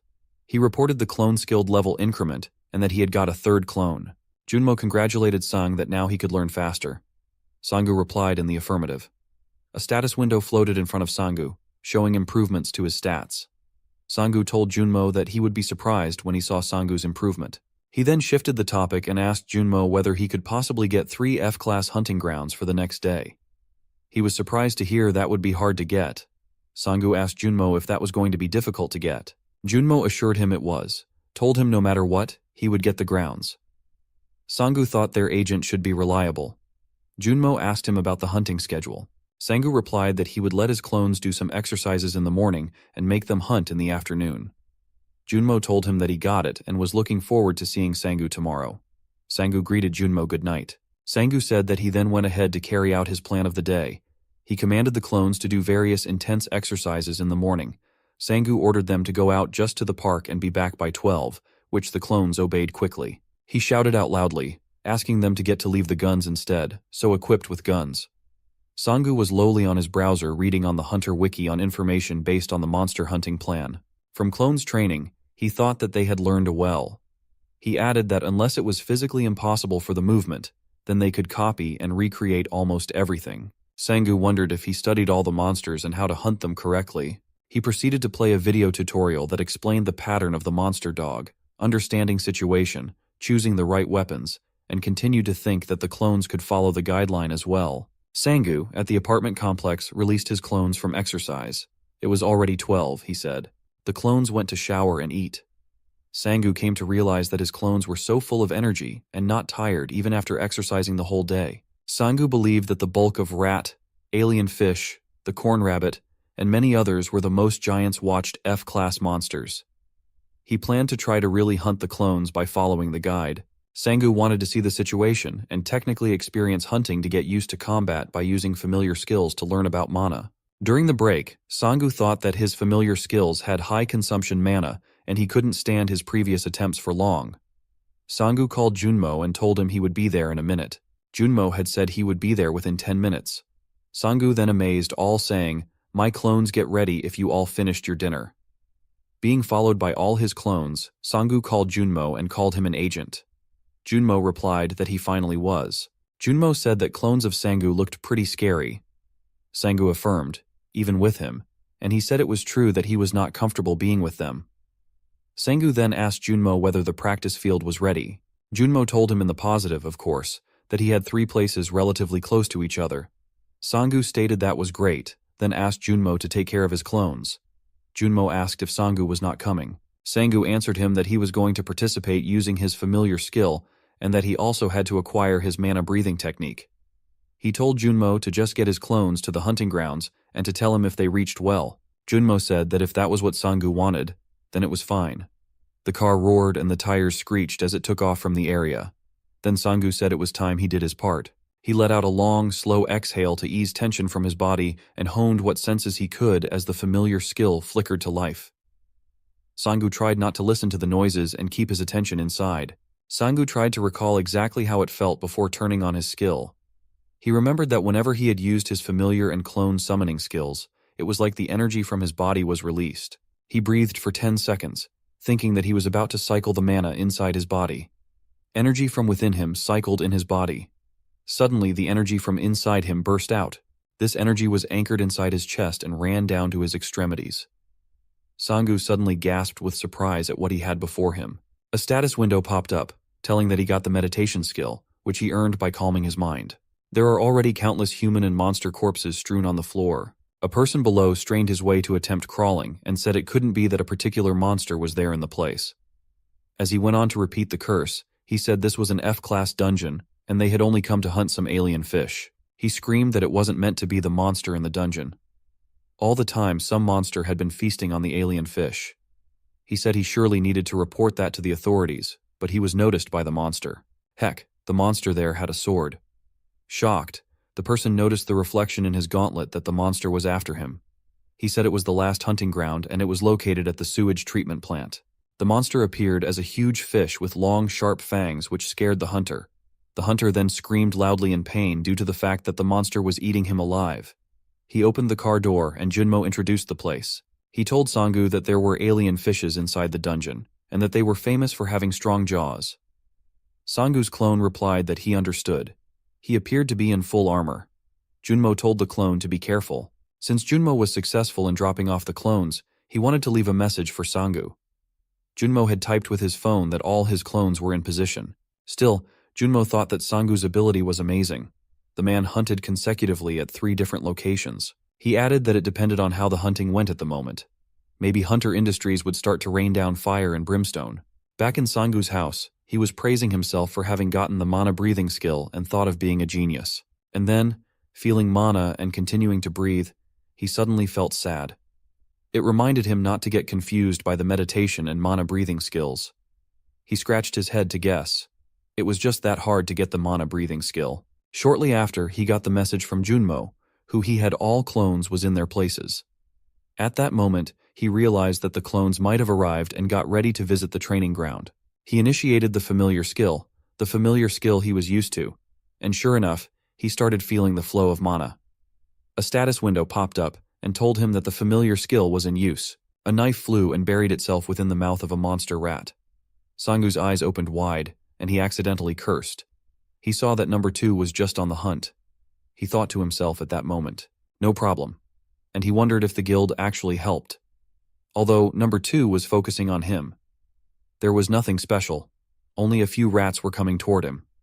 About this point, number 2 figured he would just have to wait and see. So among the ranks of the pests monsters, giant rats were one of the topmost most annoying monsters among the F-class monsters, based on him.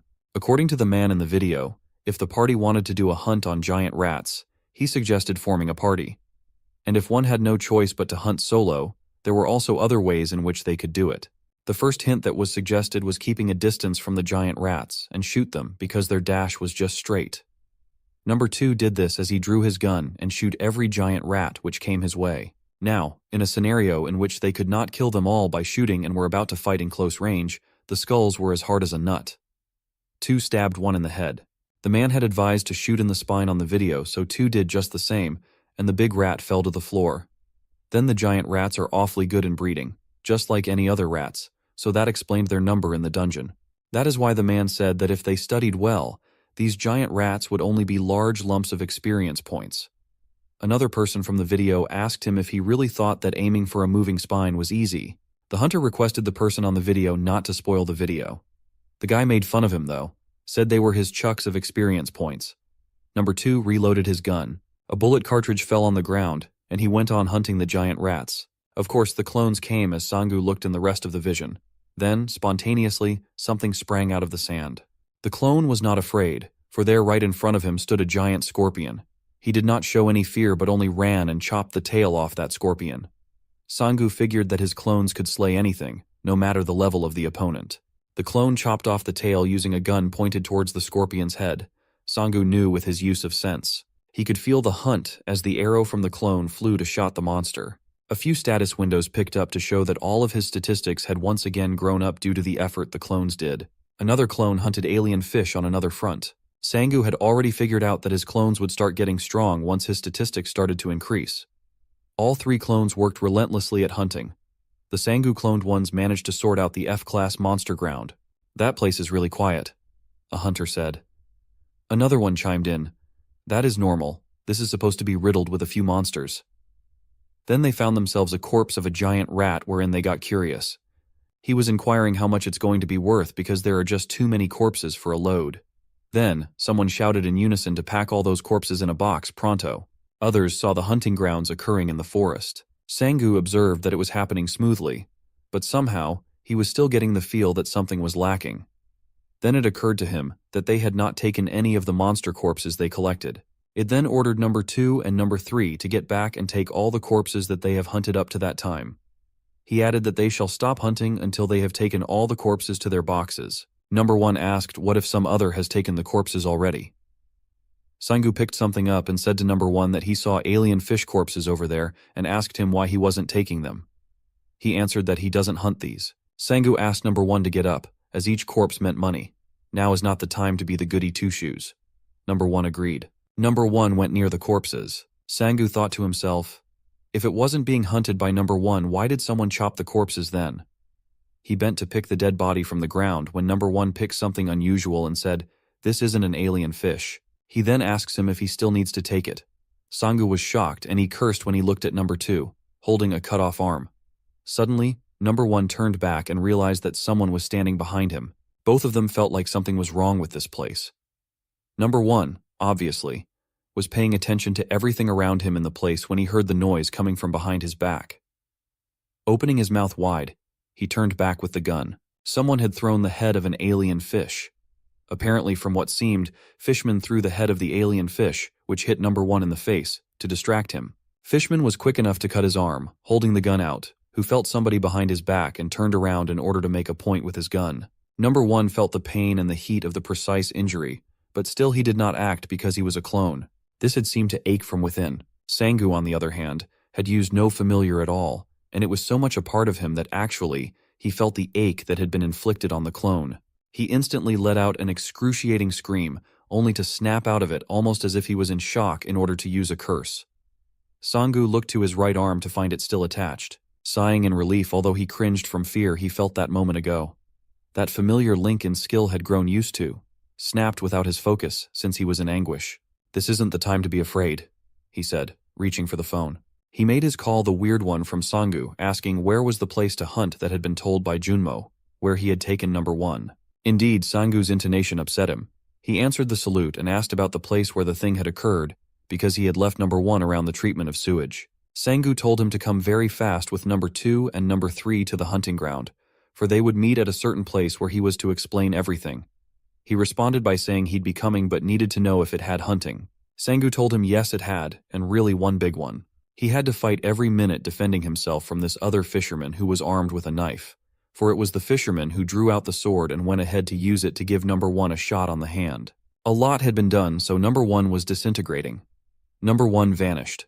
His clothes were left scattered on the floor, and this fisherman was standing before him. Sangu alighted the vehicle and tried to close its door consequently in time. Sangu was apprehensive. He said at the hunting ground there in front of the sewerage treatment plant, which is big. He then lost contact with number 1, meant by the clone. A status window showed regarding clone's ability in front. He then considered that he would not use the skills for a long period again. A soldier bakes a lighted cigarette. The soldier pushes the ID bracelet while he assured he could be passed. He hoped that Agent Junmo would come. In a distance, specifically comes the Agent Junmo and was dismayed when he called to him.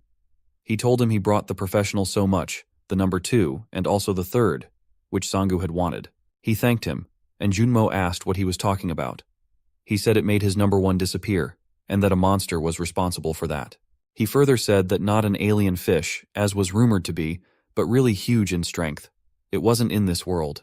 There was a monster with a fish head, monster arms, monster legs, and the look on Junmo's face came so anxious, and he want to say that he knows what it is. And they told me they had to go and inform the authority, that the place had to be temporarily closed since it was about a monster he described a fishman. It said it is a dangerous monster, and already a party filled with E-class hunters is not enough already to hunt it. Sangu said he already knew and had to inform security so that no more hunters had the chance to come in. Junmo readily agreed but was stopped by Sangu not to do it at the moment. He asked Junmo to do that after his clones finally got through the portal, and it just turned out so unexpectedly on Junmo. Sangu says he has nothing to do, and all he can do is just sit and be quiet before the next command. He also wishes to earn Junmo confidence in the same way Junmo has earned clones' confidence. On recitation, Sangu recited the familiar ability. Finally, the 2 and 3 make their ways in the hunting area. Keen they were at each of their movements, making it within each other's distance. Here, Sangu ordered an advance to where number 1 disappeared. The 2 clones holstered their guns when they made it to the location. Number 2 stopped near the track, and when he listened to some sound, the monster was eating an alien fish. He listens to the monster using minds to communicate with Sangu, saying to him that they had found it and that it was eating. He felt he hadn't expected to be that lucky, and he could manage to attack first. Statistics-wise, he was only equal to an E-class hunter, which he considered the skill belonged in the most F-class. After all, the clone was in possession of 53% of his real stats. He looked at the monster and said it's not in its natural state of being. Before he tallied his replicas in the hunting ability, he snipped its existence at birth. He then commanded his duplicates to shoot the fishman in the head. Sangwa the clones to shoot and kill, and both clones did, shot simultaneously of each other. The creature barely flinched, and those bullets left after that all got deflected by him. Both 2 and 3 were in a state of shock for what had just happened. Sano felt disheartened that the bullets had not worked, but the fishman got up, bellowing and making wild gestures, with a sign nearly chokily crossed with them for it having been attacked. The fishman leapt from the ground, trying to hit Sangu's clone. It landed to the ground, yet it still did not immediately attack. Clones number 1 and number 2 were able to jump, in time to avoid being hit. Number 1 was quick enough to switch to his sword, spinning to cut at the fishman's neck. Quite surprisingly, it was too shallow, barely scratching the skin of the creature. The fishman was angry and hacked his sword at number 1, but his sword hit a tree, saving the clone from a direct hit. Number 1 quickly dodged while number 2 kept shooting on the fishman's back. Sangu thought it only served them right as the fishman was enormous. Hence, the difficulty swinging its sword in the crowded forest. With a firmer push, the fishman did, indeed, slice the whole tree in full despite what Sangu had said, much to his assistant's amazement. He instructed his clones to forget what he said stupidly. The entire tree fell, and the fishman, rising in apparent anger, did the same thing. Clones 1 and 2 charged in quickly to attack the fishman, though the creature defended from their attack. The clones seemed to realize at that point that the fishman was rather resilient to their blows, for he responded to their attack by punching clone number 2 into a tree. Sangu was getting frustrated. How was this monster to be killed if their attacks were this ineffective? Then, he suddenly remembered the bullets earlier. Some had clearly just bounced off the fishman's skin, but others were more difficult to explain. He theorized that if they could exploit the fishman's wounds, they might stand a chance. Number 1 fired and it hit his previous wound on the fishman. It was highly furious over this action. Sangu found that this exploit of the injuries was the way to go and hurried to share the plan with his clones. The fishman again tried to hit 1 and 2, but they dodged the strikes of the monster and returned their shots this time. The fishman covered his body with his arm. His blood spilled on the sword. The fishman's blood woke the sword up. His eyes turned red. Fishman was fast approaching number 1 now, with the sword raised to cleave the enemy. He defended himself with his hand, but the other of the fishman's arms punched him, which sent him flying. Number 1 coughed blood. Sangu was shocked by how much stronger it had become. He remembered at that time thinking that the sword seemed to respond to the creature's blood. There was a rumor going around that the fishman's growing stronger was when the creature was in pain. Number 1 launched attack number 2. This time, he drove it to the stomach of the fishman. The fishman turned the attack and number 1 jumped out of range in time. However, the fishman rushed on him so fast and floored him.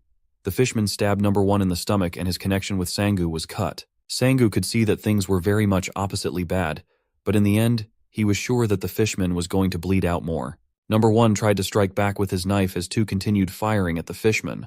The fisherman then got back to attention that number 1 was still alive and tried to finish him off.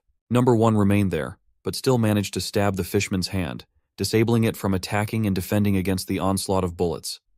He strained every fiber of his strength in holding up the fisherman. So did the fisherman, and with both arms tied to its body, it reverted back to the feet and kicked number 1 clear to free itself. Number 1 was badly injured from the stomach wound, but he fought on. The fisherman wanted to press its advantage. It was stopped by number 2. Both clones rushed the fisherman together. Ready to defend itself, the fisherman was hit by number 1 and number 2 with their speed and coordination in their attacks. He vomited blood after being hit really hard. He just stood there for a bit before falling to his knees and falling to the ground. Number 1 was panting heavily with relief that it finally ended. Sangu felt his exhaustion because he was connected to the clone, and he himself had battled a formidable enemy relentlessly until he was enervated. Number 1 checked his gun and found it empty. They needed a more than obvious sign that hunting needed to stop for some time. Near-death feeling, Sangu planned to report to the agent Junmo. But looking behind number 1, he found the fisherman was no longer there with bloody footprints leading away. Number 1 quickly realized that it was not the end of a battle. Sangu was flabbergasted that this fisherman was still alive and ordered number 2 to pursue the trail that the fisherman was taking. He realized that the creature was heading towards the entrance of the portal. A soldier, at the entrance, was explaining to the hunters that they could not enter the hunting ground since it was prohibited. The soldiers were telling them that an inside a D-class monster has appeared, therefore restricted the hunting ground to enter. The hunters said angrily that they couldn't get in. He said calm the hunters down, that the association would soon send some hunters, and they would be updated on that's earliest. The hunters protested that they used their time to corral the team that they had. The expressions in Junmo, whispering his worry unto himself, repeated that Sangu had to be quick. The fisherman came closer, angry and incensed and ready to burst through to where the soldiers were stationed at the other entrance of the portal. The soldiers under his command began to shoot the oncoming fisherman in an attempt to keep him from the portal. The fisherman's sword reacted again on the blood, which was falling from the flowing wounds, and again it attacked one of the soldiers. And, at that moment, from behind the fisherman, number 1 came out and prepared to throw something. A knife. Number 1 threw the knife at the fisherman's back. The knife rebounded off the fisherman's hide skin like leather almost magically, but Sangu was quick and snatched it in its mid-air flight.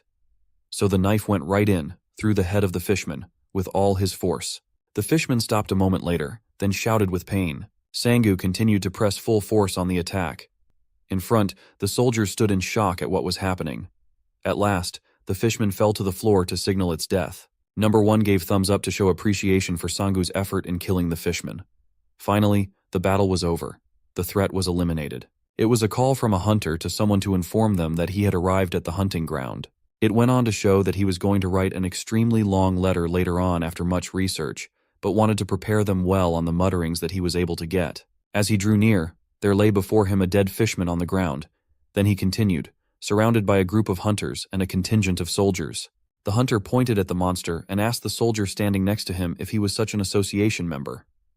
The soldier said he was, and asked what had happened in that case. He said that yes, there was a real D-class monster, but they had been looking for the hunter who had gone in through the closing gate and killed it immediately afterwards. This is Class F hunting area. He asked in a bewildered expression on his face, "Are there any D-class teams here?" The soldier cleared his throat and said, "No, the fisherman wasn't killed by the D-class hunter or the team, but by an F-class hunter with his clones." That brought my curiosity to come up. It was hard for him to believe that even the hunter of F-class clone really did it, the killing of a monster with D-class of mark. On the body of Fishman, he realized that everything was built exactly to aim at that one wound, so he came up with a conclusion about the technique used only to give maximum damage and not with some definite used weapons.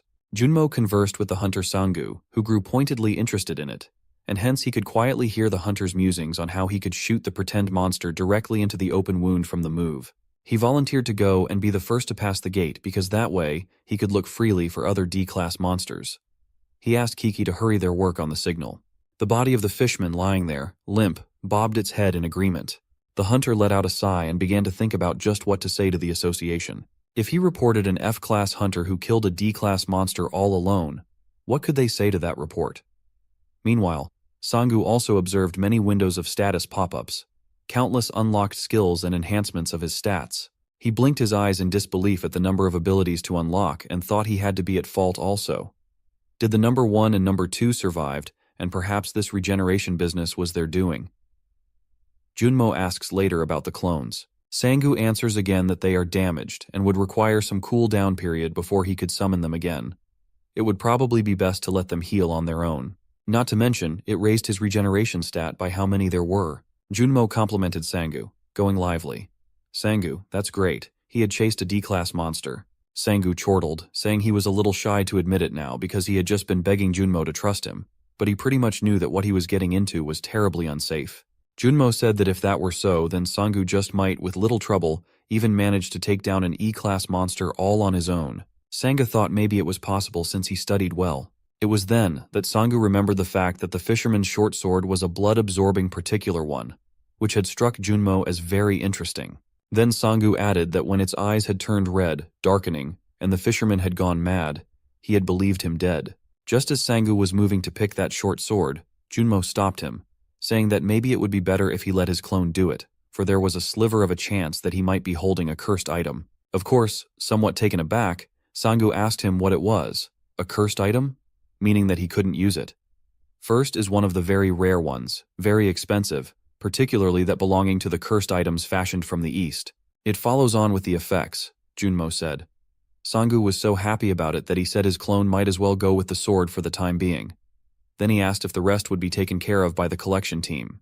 Junmo nodded in the affirmative and warned Sangu to take care because of the high expectations, considering that the fishman was classed as a D-class monster. Sangu added that it would be a good time to leave because, rest assured, reporters would appear at any moment around the site. He pulled something out in his pants and showed it to Junmo. He asked the young boy if the item was also a treasure due to the fact that that came from the head of the fishman. He gave a pebble to Junmo. Junmo was definitely taken aback for the orange jewel. He regarded the pebble as a jewel of the impoverished, and it was too ostentatious. Sangu was crossing his fingers for a yes answer, and he was not able to answer truthfully because it was even cheap even though it was a stat booster, save that he couldn't use it with his not a person, which was why he threw the gem into the ground. Junmo told him that the other stuff were of enormous value, so Sangu didn't have to feel bad. Junmo accepted it and sent for those things over, to which Sangu expressed his thanks for the trouble. Sangu stepped into his apartment and made an observation that much had happened for that particular day. He was going to resummon the number 3. Mana flowed from his body so as to generate a second clone.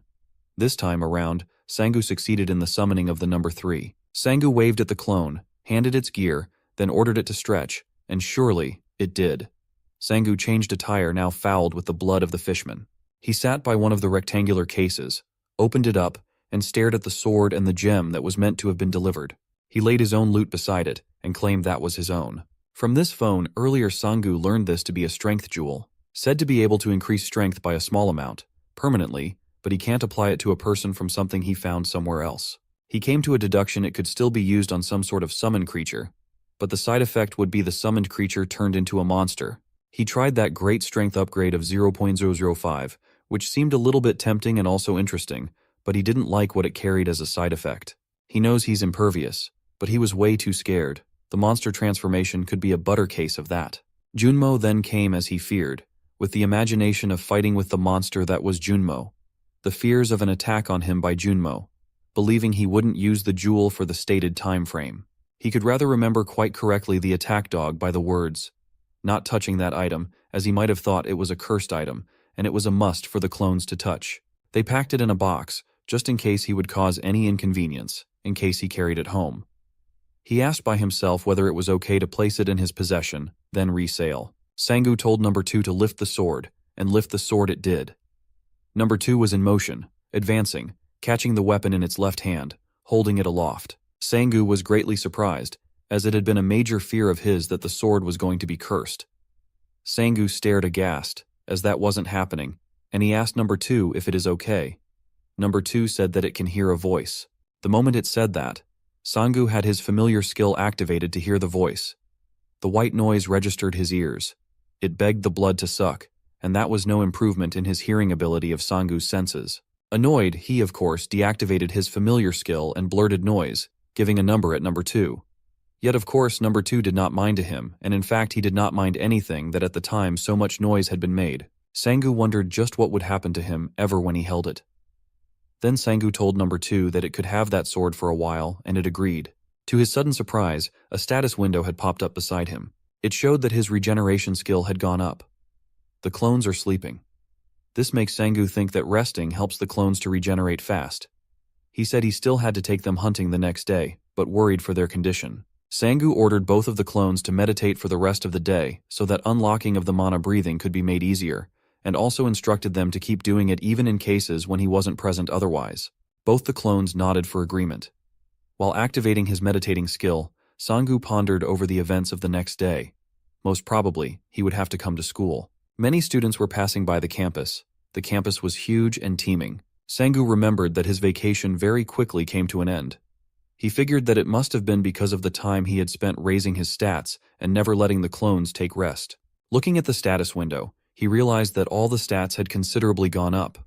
Of course, that must be because he didn't let the clones rest, but he was concerned by something else. He was disturbed by knowing that he had been a loner. The fact that no one seemed to know him as he set foot into the classroom and that Gyeongdo extended a friendly hand of welcome to him. That was bound to make them both embarrassed. At that moment, he had only been able to say that they were in the same class, and that he had applied for the subject.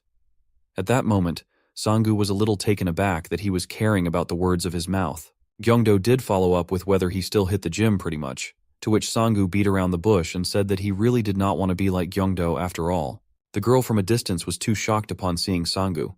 The other person was asked if she was Senior Sangu, and she replied in the affirmative because she remembered him since he was fat. The girls talked about him, saying they were shocked because they almost did not recognize him, and if they would invite him on a blind date. Gyeongdo, who observed the talking, remarked Sangu, who was a favorite. He then caught his breath that it must have been his face, that nobody said hello.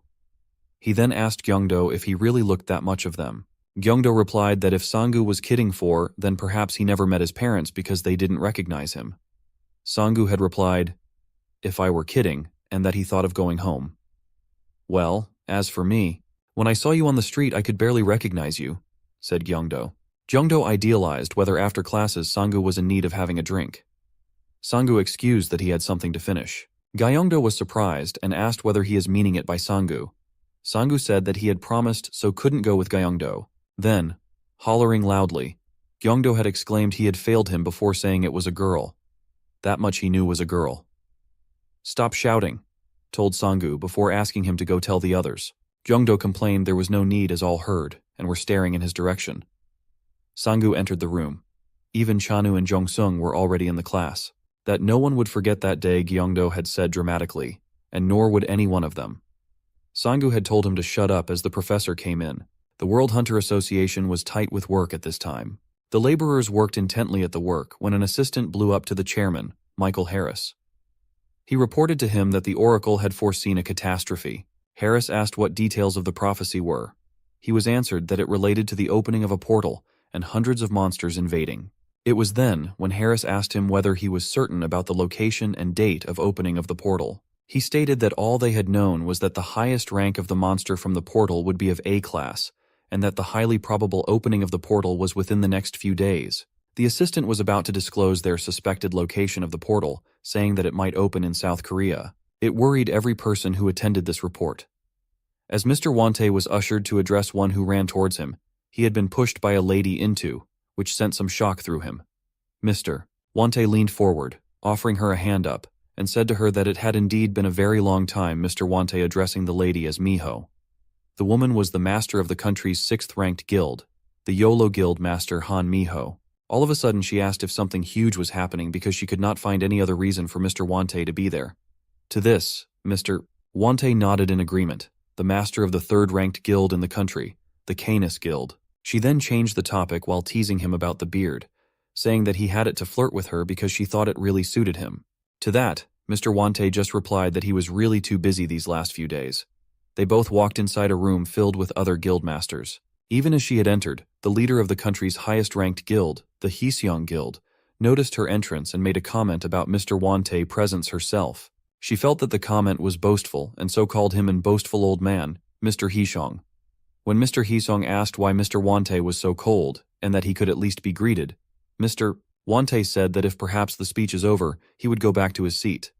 However, Mr. Heseong touched on the subject of Odin's Tower, and it caught Mr. Wante's interest. He said he heard that Canis Guild's Team 1 had gone there a few days ago, and wondered why they never hear any news for the past couple of days. The observers seemed to be concerned since he was pointing out to Mr. Haisong that he could stand anything except his curiosity to know the latest development. Finally, the leader of the second-ranked guild in the country, the Tong Guild, Kim Ilgon, interrupted him. "Tell her, Mr. Haisong, that that was enough." Mr. Haisong went on, indicating the outcome was less than desirable. Apologizing must be his mind wasn't as sharp as it once had been. This was enough for Mr. Wante, and Miho was alarmed as she noticed him ready to ball up his fist in anger. A guard then announced that the representative of the Korean Hunter Association had just come. The door of the room now opened, and he noticed that Mr. Wante looked so angry and Mr. Hisong was actually smirking, so he asked what was happening. Mr. Wante calmed himself and sat down trying to relax. Elsewhere, the other guild leaders were still quiet, and the association leader coughed yet again, waking up to his senses that something was amiss. He waved at the guild masters and all of them for responding to his call. After greeting them all, he proceeded to say the country had recently received a disaster warning from the World Hunter Association. "If he may, sir, perhaps it could have originated from the Oracle," Mr. Haishong inferred. He told the audience about an association head who was going to open a portal that would release a large group of monsters of an extraordinary nature. Furthermore, he told them that they possibly could not rule out coming A-rank monster. He ended his plea by asking for the support of top guilds in this country. Then one hand rose from the audience, asking about the date and place of invasion. To this, the leader of the association replied, other than knowing that it will happen in their own country, he got no more details. Mr. Ilgon hit the table because he could imagine so extensive coverage of the whole country while waiting for the portal to skyrocket. He laid a hand on the Wolf Hunters delegation's spokesman, who fumbled for what to say. He described what he hoped to leave this meeting with. An answer. Other people griped that they didn't have enough hunters then to do their jobs and ended up wondering how they were supposed to avert a disaster when they wouldn't know when or where it was going to hit. One of the heads of the various guilds present inquired whether the scent hunter would be given any token. The association leader sought a solution to the problems as presented when Mr. Wante offered a solution. The association leader asked him to expound his offer. Mr. Wante also envisioned that each guild should organize a group of hunters that could be dispatched immediately should such a disaster occur. These guilds are to keep an eye over nearby areas, and in case of a disaster would all head to the location and focus their manpower there. He declared coldly that there was to be no exemption. Guilds not prepared to cooperate must be visited with severe punishment. With the proposal finding more or less acceptance, the head association asked whether anybody had any other proposals. If none, they would move on to a hand vote. The proposal was quite fine with the guild heads since it was very much in line with what they had been doing previously. Even Miho and Mr. Hisong agreed to do the same. He stated that they all agreed to take heed of the suggestion and expressed into result of agreement by him. He made a call that guilds handle their territories with all their strength, and they shall remain highly cooperative. Class was out, and Sangu was outside just when the day seemed to fly. Everything seemed to have only passed in a wink of an eye. He immediately noticed that one person did appear to be rather disturbed. One man was busy harassing a girl, telling her that she was talking to his type and he would only go away if she gave him her number. The poor child kept on telling him how she had a boyfriend. To that, the guy told her that he would like to be friends. Sangu moved closer to her and inquired what she was doing at his school. She was so shocked and called him baby and asked what he was doing there. He got confused by the manner in which she had called him. She held his hand and said she was waiting for him, and the two of them went away, removed that man from there. She explained later to the Sangu what had happened and was asked if that man was insisting on her number. Heian nodded and went on to confess that she did not have a boyfriend but was thankful to him for having arrived just in time. Sangu asked her why she had told him to buy her meat since he was well aware she had classes that day. She mentioned that it was their school anniversary, and Sangu immediately caught on because she was supposed to be in a school uniform. He began teasing her in earnest again, when you couldn't take your eyes off me, even in civvies. Sangu replied that he was already annoying her, and that he had something very important to do. Then she checked his phone to see that Junmo had wired him his money. His settlement payment had been deposited. Sangu was so flabbergasted to see that he had earned 50 million. He then was grateful for the clone ability. He cheerfully said Heian could choose meat of any kind, even those highly priced ones. She asked him if he was sure because she ate favorably, and Sangu assured that that was okay and suggested that they eat a cow. But then she was worried of the amount of money it cost them to buy. However, he insisted not to worry on the amount. They came in the restaurant to grill the meat and took their first bites, leaving both of them speechless. Heian was in awe and declared how tasty it was. Sangu agreed with her, and as they ate on, Heian initiated the topic of the cost again, but Sanggu told her not to mention it, that he knew she was sorry, and he's got it covered. Held aback, Haeun looked at her hand as Sanggu, without saying anything, gestured to add some more beef for 4 people. The gadget suddenly turned off and a wave of concern ensued from everyone in the place. The television show was cut and a news flash came on. A disaster alert showed on the screen wherein, at the moment, there was a monster invasion. It was calling for a cool pack-up out of all the residents in the place to evacuate to the nearest facility, so as to lay out supplies such as emergency food. The message was repeated, and the restaurant grew more furious at Sanggu, while another one of them tried to appease the situation. Gyeongdo and his buddies felt annoyed because Sanggu was not spending time with them, but rather he had a woman. This was unfair, thought Gyeongdo to himself, since Sanggu was out having all the fun while they were strolling alone. His friend tried to intervene, saying they didn't even know if the girl was a girlfriend or not. Then Gyeongdo saw Sanggu laughing and eating with a woman and was furious, referred to the man as a traitor, and left the rest perplexed at his behavior. Suddenly, their phones vibrated. One of Gyeongdo's friends was pissed off about something that Sanggu had done, was reaching out for his phone, and looked puzzled. Another friend confronted, asking why his phone too was vibrating. Both of them faces were tense, realizing maybe something bad must be happening. Gyeongdo said the internet is going crazy, which confused him on why his school didn't warn them. Another friend replied, saying that the area around them is very silent considering what's happening in the disaster alert. He was still surprised as to why a siren note was going off. Sanggu and Haeun were seen to leave the eatery after taking their lunch as she spotted Gyeongdo and his friends. She asked his mission at that place. One of his friends covered the mouth of another person as he was about to utter such sour words. He said they were only seen when they were passing sandwich to Sanggu by Haeun. Gyeongdo then asked if the lady was his girlfriend. Haeun blushed, and Sanggu explained that they were not like that. She was his student, and she had helped him carry some boxes down, so he had bought her something to eat. Sanggu then introduced Haeun to Gyeongdo and his friends, who bowed and introduced herself. Sanggu handed the bag to Haeun and requested her to take the leftover food to her parents. She accepted to the proposal and thanked him. Sanggu advised Haeun to go home immediately since her parents must be feeling anxious. This act of Sanggu did not go unnoticed as Chanu and Jangsoon felt that he acted very much like a teacher. Nothing was left to do further. Haeun asked, but Sanggu told her that his parents would not be happy if she stayed out this time due to the disaster alert. The group of people burst into laughter at him, calling him some names, at which he told them to shut up and go home. They laughed and bade him good night. Sanggu sighed restlessly. He was much worried due to the alert. At first he heard some drunken people in the neighborhood laughing and speaking. He might be the only one overreacting, for the rest of the humanity tended to be factual. He found solace through his friend, immediately calling Junmo up to ascertain the facts of the event. Junmo picked up to say he was just about to get in touch with Sanggu. Sanggu asked Junmo whatever confirmed fact he had about the catastrophe. Junmo told him that the organization planned to be in red alert mode for a good 3 months. That took Sanggu quite a shock. He thought that it was too long.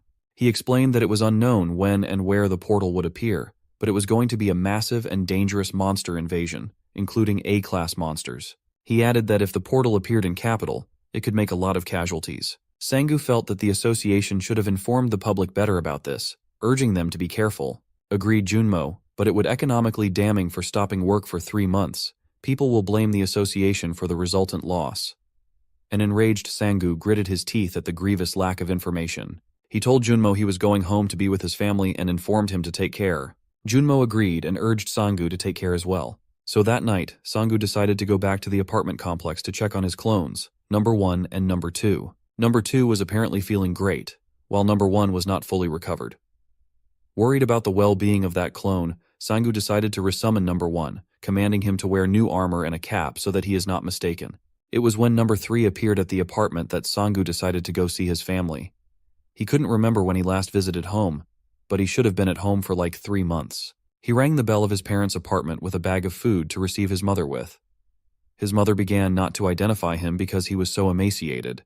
His father and his sister were equally astonished to see him. She laughed and remarked that every time he came, he should find a way to peep at his beautiful sister. She had noted that he was silent, and his sister inquired about his name. This brought Sanggu's mind back to what Gyeongdo had mentioned. His mother asked after the people following him and the reason that they had masked. Sanggu replied that they were his clones, not his friends, and signaled them to open their masks. There sat his family and were surprised to see that all clones are, in his form. He explained everything, and it was ordered that indeed his skill from the participation in the awakening program was real. His mother expressed her concern about the perils that would be his lot as a hunter, but Sangu calmed her down, saying it is actually his clones that would do the hunting with his skill. His sister was eager to join the awakening, and he was questioned by his father whether indeed he was a hunter. He said he was, although he didn't really care about whether his real profession was to be hidden. Out of this, he cut directly to the message of disaster as well as the need to immediately head to one of the shelters. On the other hand, his father suggested that they stay where they were and watch for any development before the mad rush. Confused, Sangu wondered if his father was unaware of how bad the situation was.